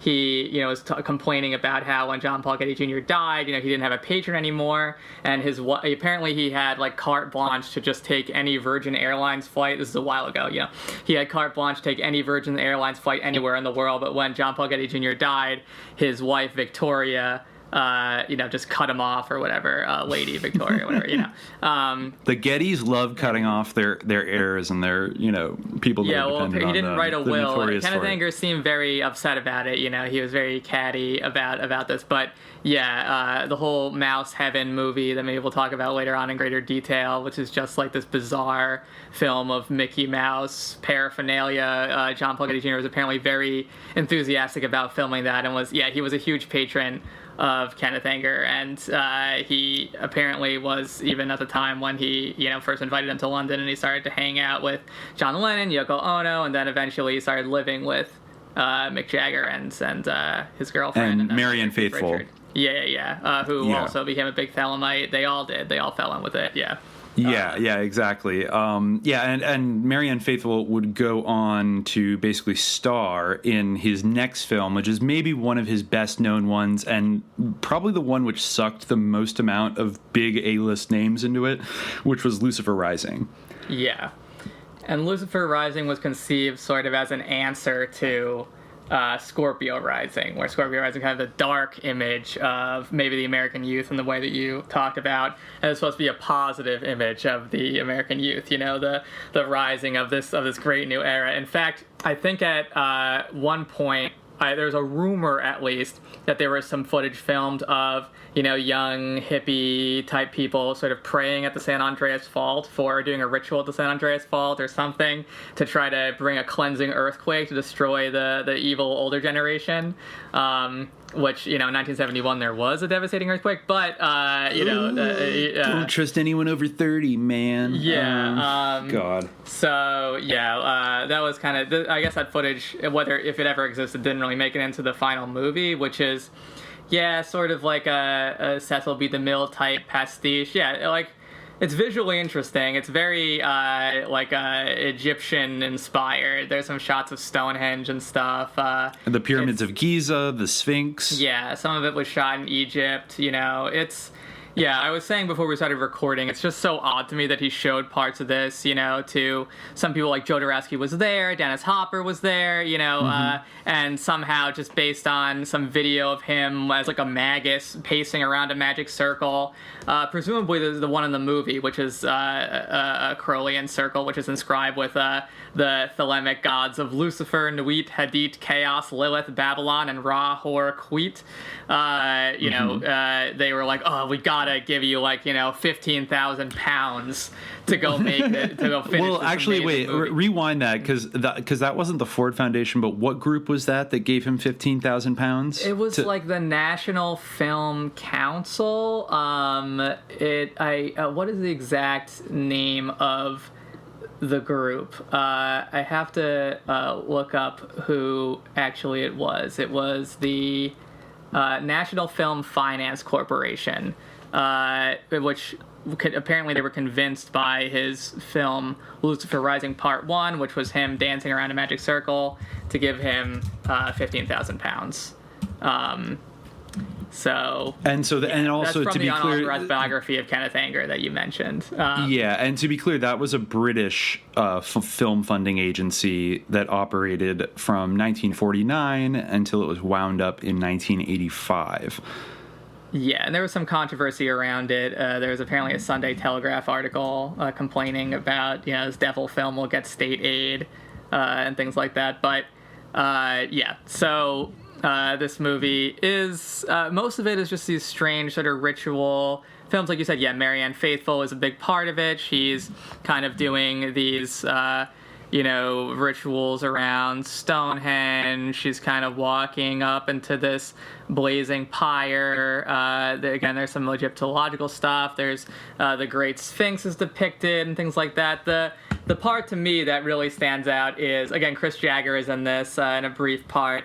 The part to me that really sticks out is that at the end there's like a very clear UFO reference, where UFOs kind of appear one by one and eventually kind of crowd the heavens, and there's this image of these alien beings kind of ascending towards a great serpent that sort of appears at the very, very end. This is kind of his image of the new dawn that's gonna occur.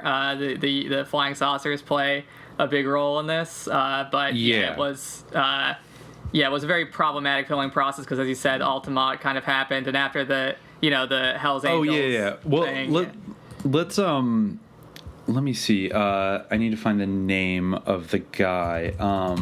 But yeah, just circling back to Altamont, because we sort of mentioned that Kenneth Anger was sort of in this milieu of people who ended up being involved in the Manson murder in 1969. But then the other event that sort of put the nail in the coffin of the 1960s was the Altamont Free Concert in 1969, which was held at the Altamont Speedway in the Bay Area.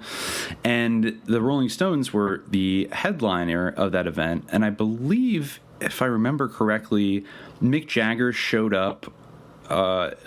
He arrived via helicopter, and he was riding with Timothy Leary.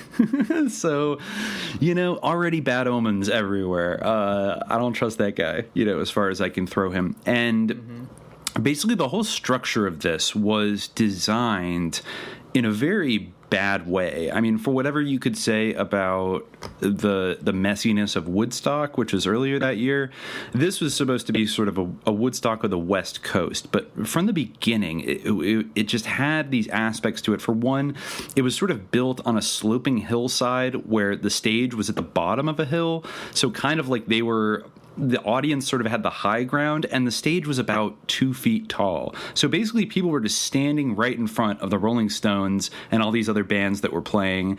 And because, they weren't elevated, the Rolling Stones wanted to hire security, and they ended up hiring the Hells Angels, who, just like we said, the Straight Satans were involved in the Manson family murder of Gary Hinman. The Hells Angels were super wrapped up with everything going. The Hells Angels, most people don't know, were founded in Oakland in the early 1960s. Ironically, like right down the street from the Black Panthers, and around the same time.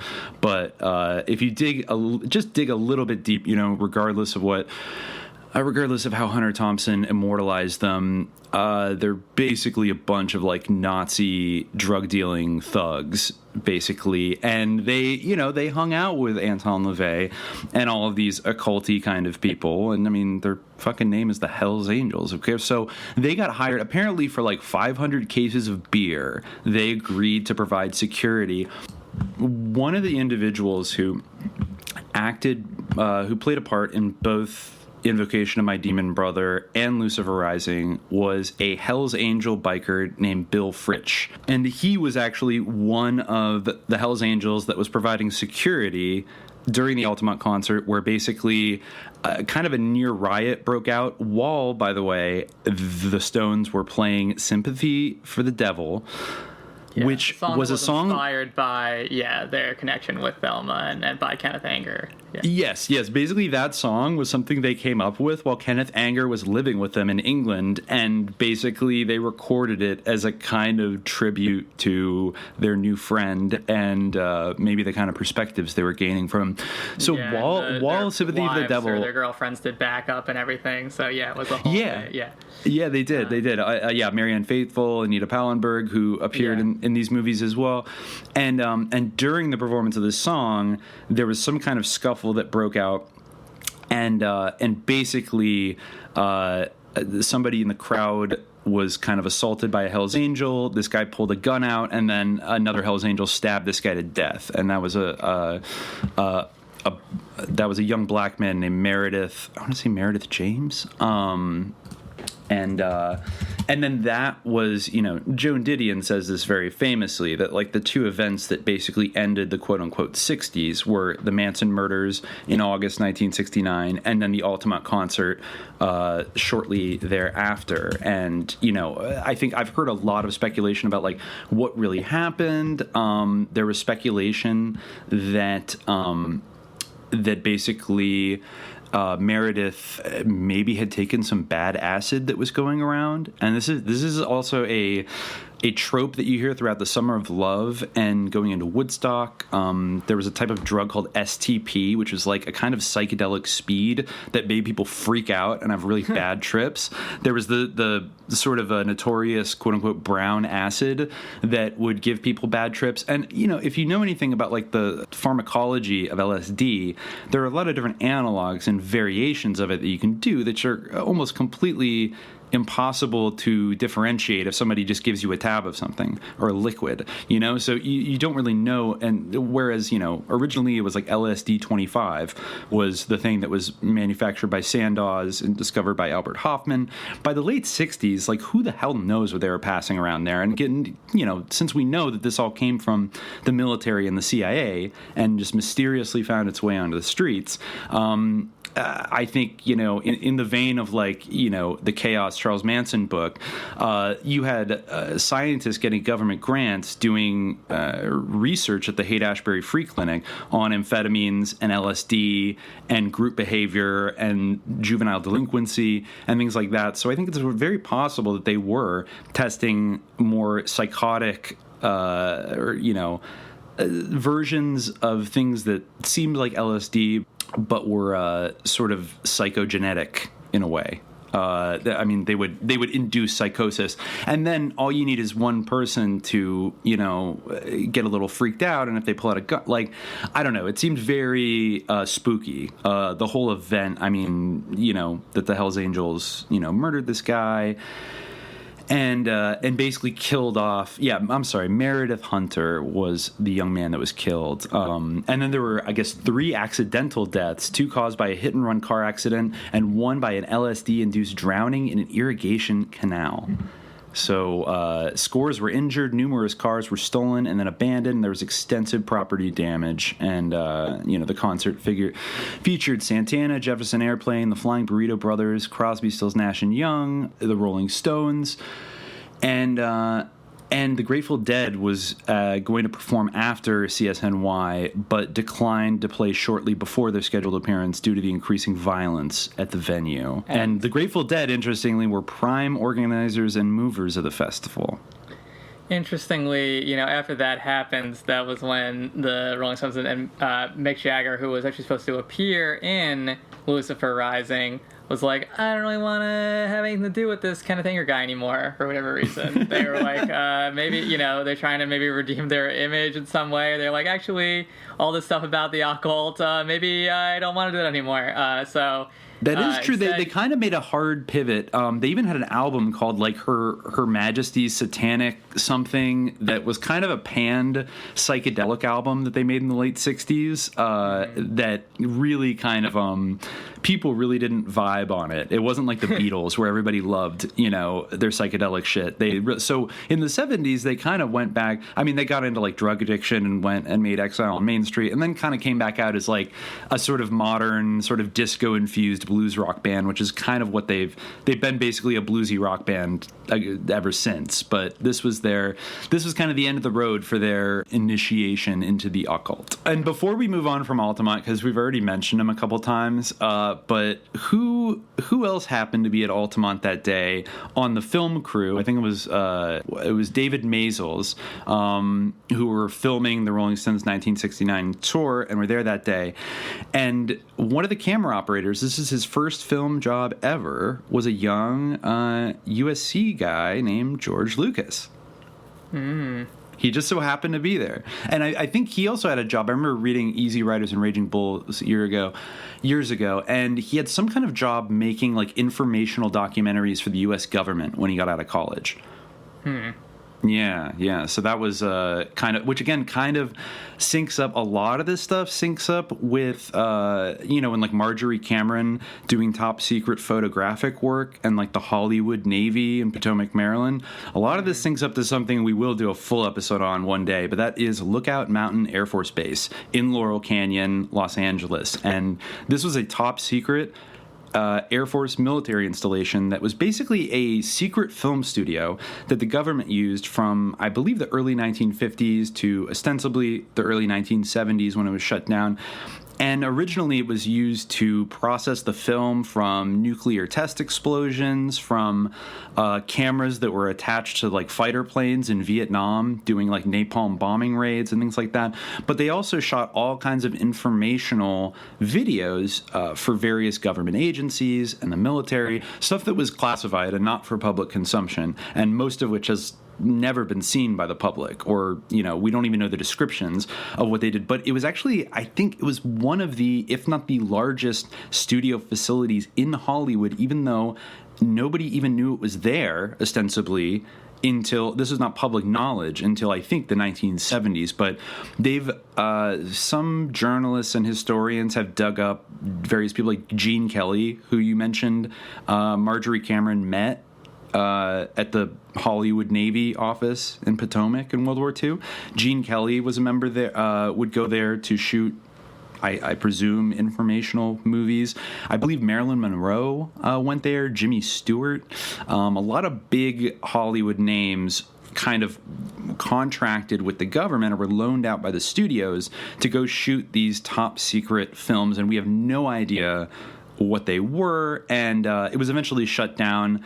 And then I think it went through some different owners. It was turned into a scandal-plagued rehab center in the 2000s that had a few deaths on its site, and then that closed down. And now, ever since I believe 2014, it is owned by ultra creep weirdo Jared Leto, and he lives in it as basically his house.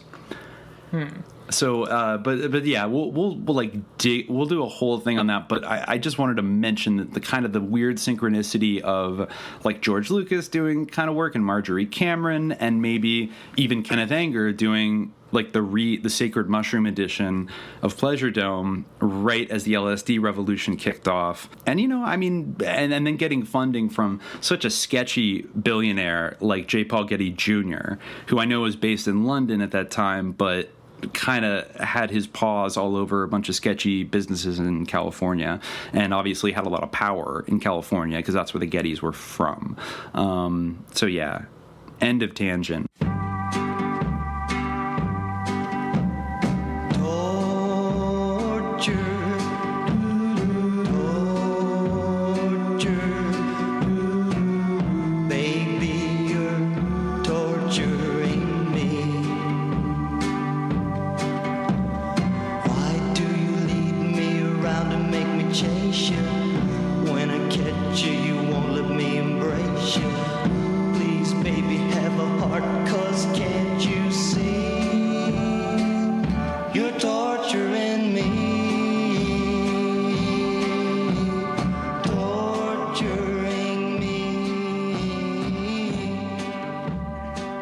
I didn't mention when we were talking about Invocation of My Doomed Brother, one of my favorite parts, and kind of as a reference to the Babylon working, is the scene where they're all kind of proceeding on the stairs playing these pipes, and then suddenly one of them is holding a sign that reads, "Zap, you're pregnant, that's witchcraft." I saw that, yeah. Yeah, very interesting, kind of links back around to that. But yeah, they're both interesting, and they're both very, they both mention Babylon explicit, where it allude to Babylon explicitly. It's they're these two sort of later films, both very interesting in those connections. Yeah, it's also worth mentioning before we totally move on from that movie that at one point there's a sort of satanic high priest dressed in red robes kind of up on like an altar stage who's sort of gesticulating, and at one point he's sort of waving around a Nazi flag. Yeah. So, I'm sure it was ironic, but... Yeah, definitely ironic. Just hanging that Nazi flag on your wall to deal with your intergenerational Yeah, I wonder trauma. if that was Bobby Beausoleil. I don't know. Yeah, I'm not sure who that was, who was gesticulating wildly and waving a Nazi flag around. I mean, it's not like untrod ground for Kenneth Anger to incorporate the Nazi flag into his movies, but... Yeah, I'm not sure which guy that was, but yeah, it's a weird part of the film. It's interesting. There's lots of superposition, kind of weird sort of soft focus type stuff where things kind of replicate into multiple. I remember a close up on like a tattoo of a spider. And a lot of the time, it almost seems like you're looking through the 8 eyes of a spider in this movie. And there's a scene where I want to say. Someone, one of these, typical, young, lithe, nubile young men, kind of has these Kali-like 6 arms through the double exposure. Mm-hmm. I'm not sure who it was. I want to say it's Mick Jagger, but maybe it's not. But anyway, and it might be his brother. Yeah, people's limbs kind of fuse into like a triskelion-like formation. It's a very it's an interesting movie, and as is Lucifer Rising, particularly the end when these flying saucers sort of appear. They both sort of have this invocation of some kind of Armageddon or some kind of great turning or something that is supposed to be happening. But yes, it does have a very apocalyptic vibe to it, and once you get to the 80s, like we talked about in the previous episodes, the people like Nicholas Schreck,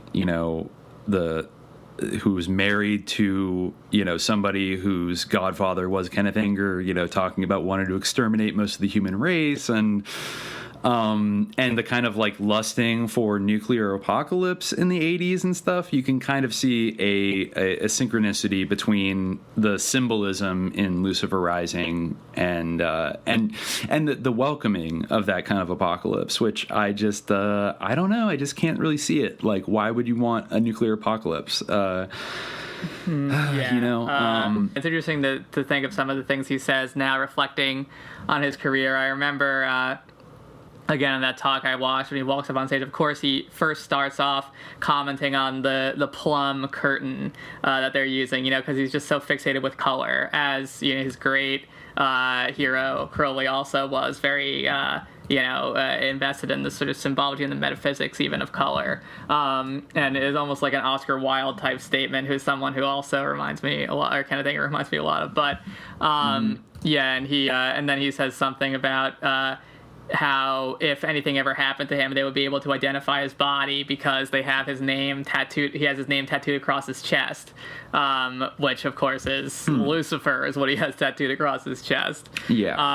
And I think, you know, he sees himself as being that little cheeky prankster, you know, that little cheeky little freak who has little that puck little piggy that at the beginning cute, of his films. Yeah, that cute little sense of humor. Yeah.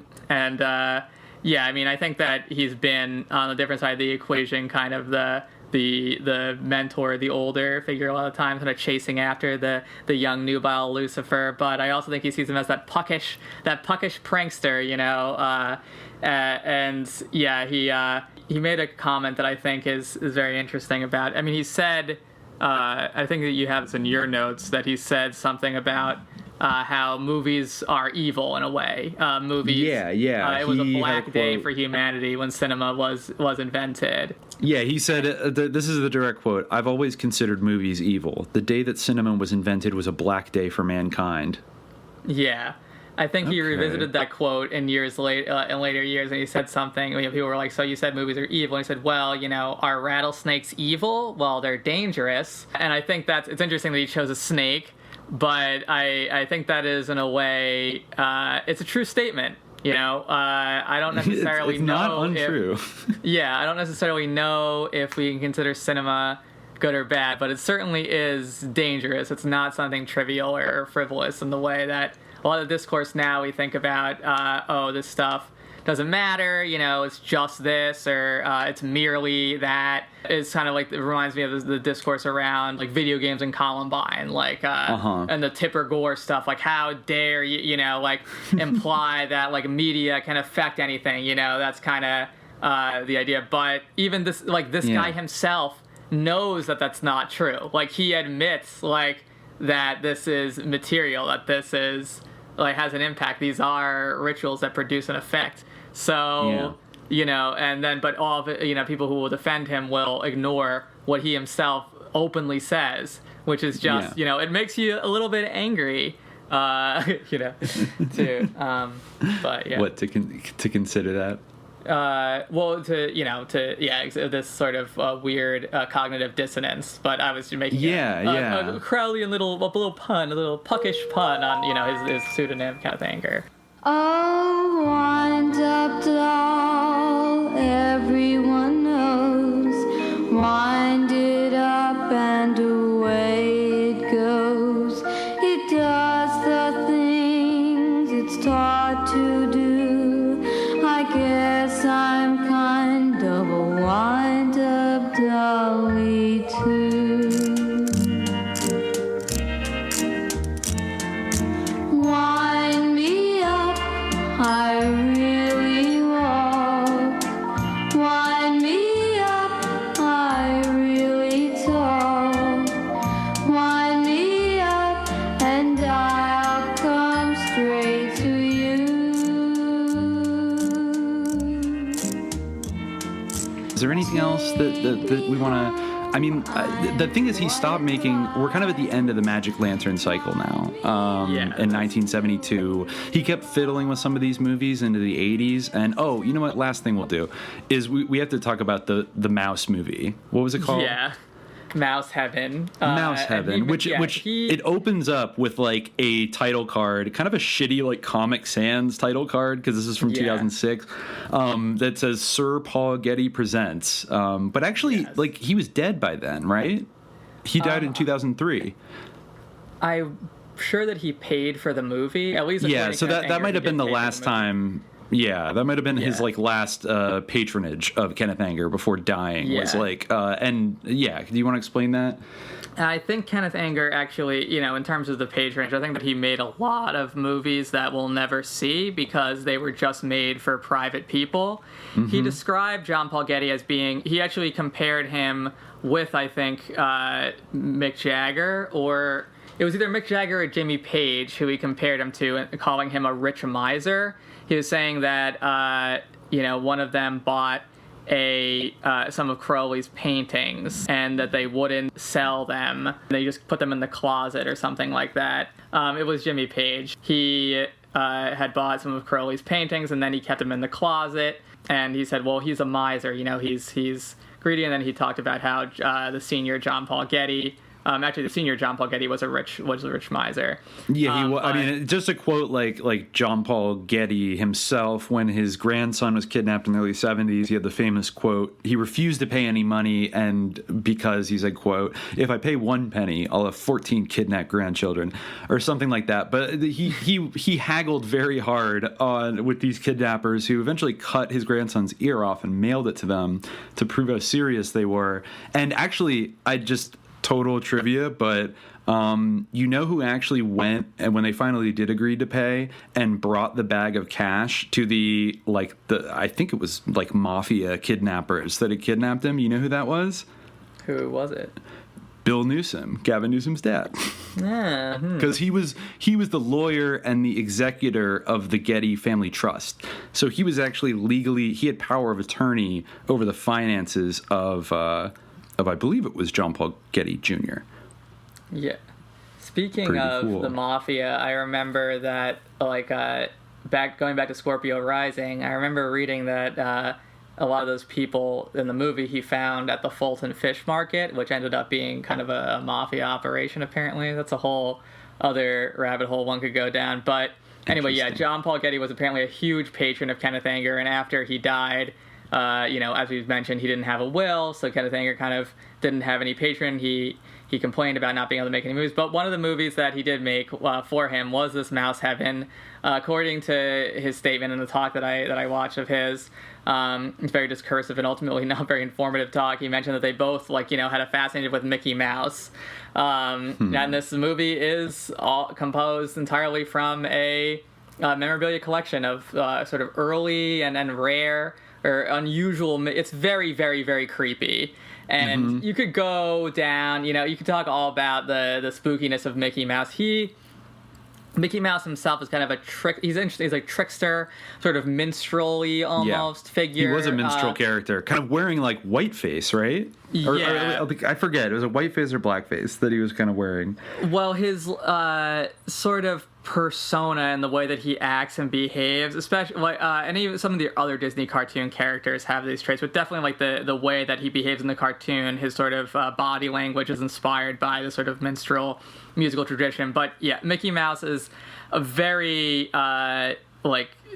spooky figure to me, and I mean, a lot of people will say like, oh, Walt Disney, Mickey Mouse is the projection of him or something, but especially some of these early depictions of Mickey Mouse where he has whiskers, he looks very uncanny, especially the puppets. Kenneth Anger kind of manipulates the puppets in this movie and makes them talk, and this kind of goes back to the theme we mentioned earlier with this movie where there's a sort of puppetry.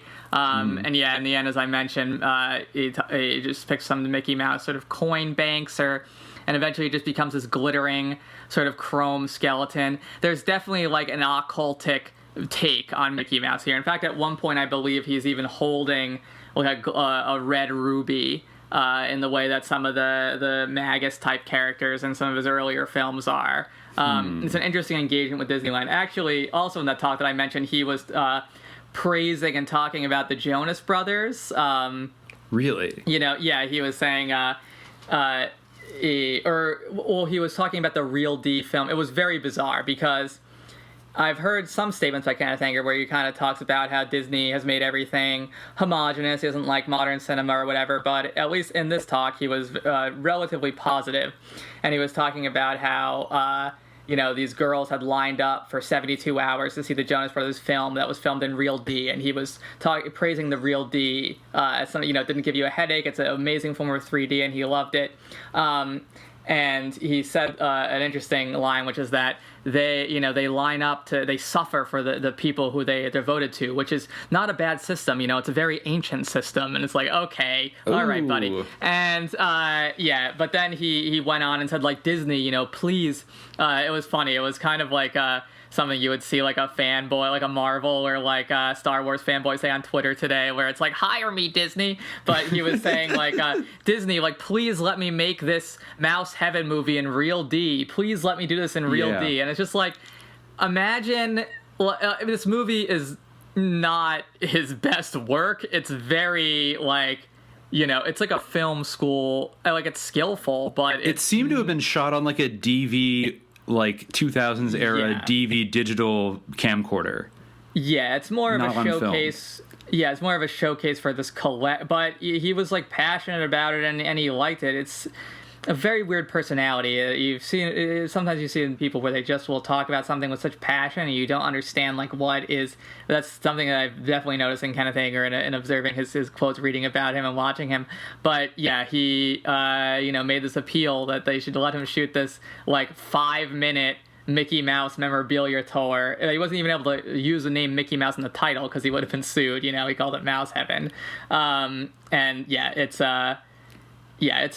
It's an eerie film, and I think that it's a nice capstone for this because it shows the crossover between this kind of avant-garde, esoteric filmmaker and the kind of mainstream, where he's kind of bringing his eye to that and bringing out, I think, in an interesting way, the dark underbelly of that stuff. This figure who we see all the time, this puckish mouse. Yeah, exactly. And maybe it's like worth I just want to mention, because it's funny, his obsession with Real D, because I just saw a post from that LA gossip blog, which is almost like the modern incarnation of Hollywood Babylon. I'm talking about Crazy Days and Nights, which I followed on and off for years. And it's an interesting they allude to some interesting things around like MK Ultra and a lot of scandalous things in Hollywood. But somebody was sharing today that they're basically, the Crazy Days and Nights guy was making an allegation. I don't know. It's a little complicated, but basically that Jaws 3D was connected to some kind of MK Ultra experiment, seeing if they could use 3D technology to like manipulate audiences, and also somehow perhaps Bill and Ted's Excellent Adventure was also somehow connected to this. It's all about blackmailing actors and about Tulane University's MK Ultra experiments and altering brains. One aspect of research, the hidden research that has caused the government to get into so deeply with Hollywood. It's not just about propaganda. It is what he hypothesized during his experiments. What would happen if you didn't need the actual electrodes hooked to the brain?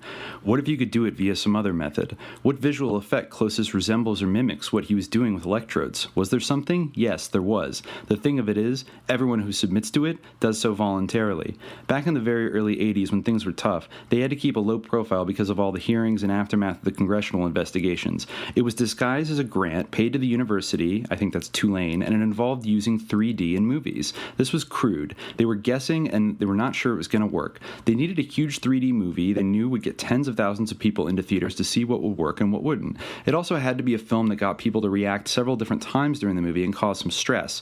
So many things to test. The government gave a whole bunch of money to get a movie made that really had no reason to be made, and then made it in 3D. It was exactly what researchers needed, and they set up 5 theaters in different parts of the country with cameras and measuring devices to see the results of their tests. They also wanted to test it with a completely different kind of film, one which made zero sense to put it in 3D. It was ridiculous and also a really bad movie.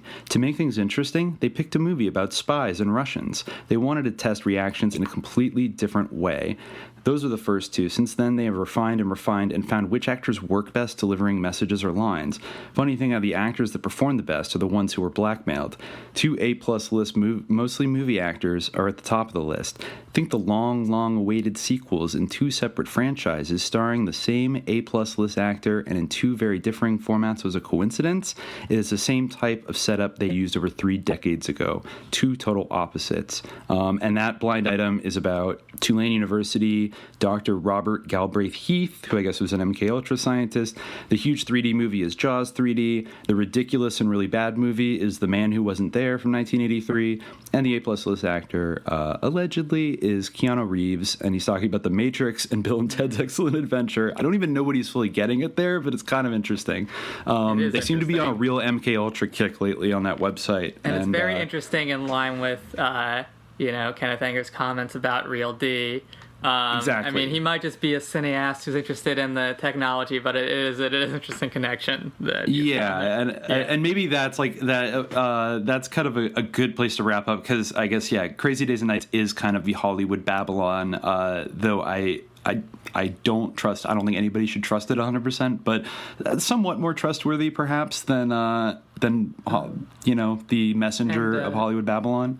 There's a new Bill and Ted, isn't there? Yeah, where they're dads and stuff. No, it's coming out. It's coming out. Actually, sorry, just to say that like the last movie I think he made, Kenneth Anger, just so we don't forget to mention it, was Ich Will, which is a kind of poppy, fun montage of Nazi footage of Nazi Germany and Hitler, play with like fucking opera music playing over it or something. So it's a very influential filmmaker. Not trying to denigrate his aesthetic achievements, but as always, dear listeners, stay vigilant. Khalid. Peace, everyone. Satan is real, working in spirit. You can see him and hear him in this world every day. Satan is real, working with power. He can tempt you and lead you astray.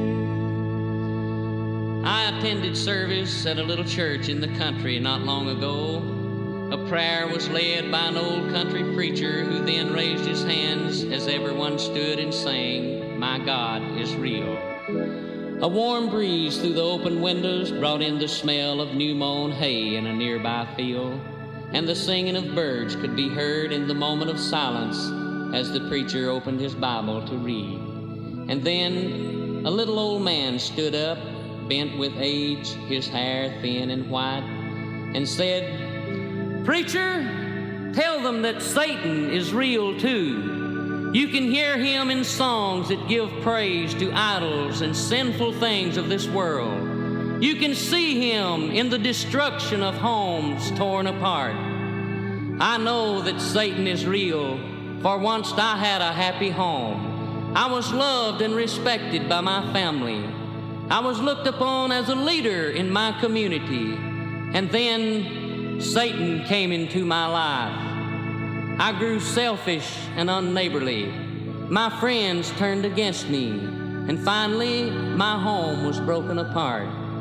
My children took their paths into a world of sin. Yes, preacher, it's sweet to know that God is real, and to know that in him all things are possible. And we know that heaven is a real place where joys shall never end.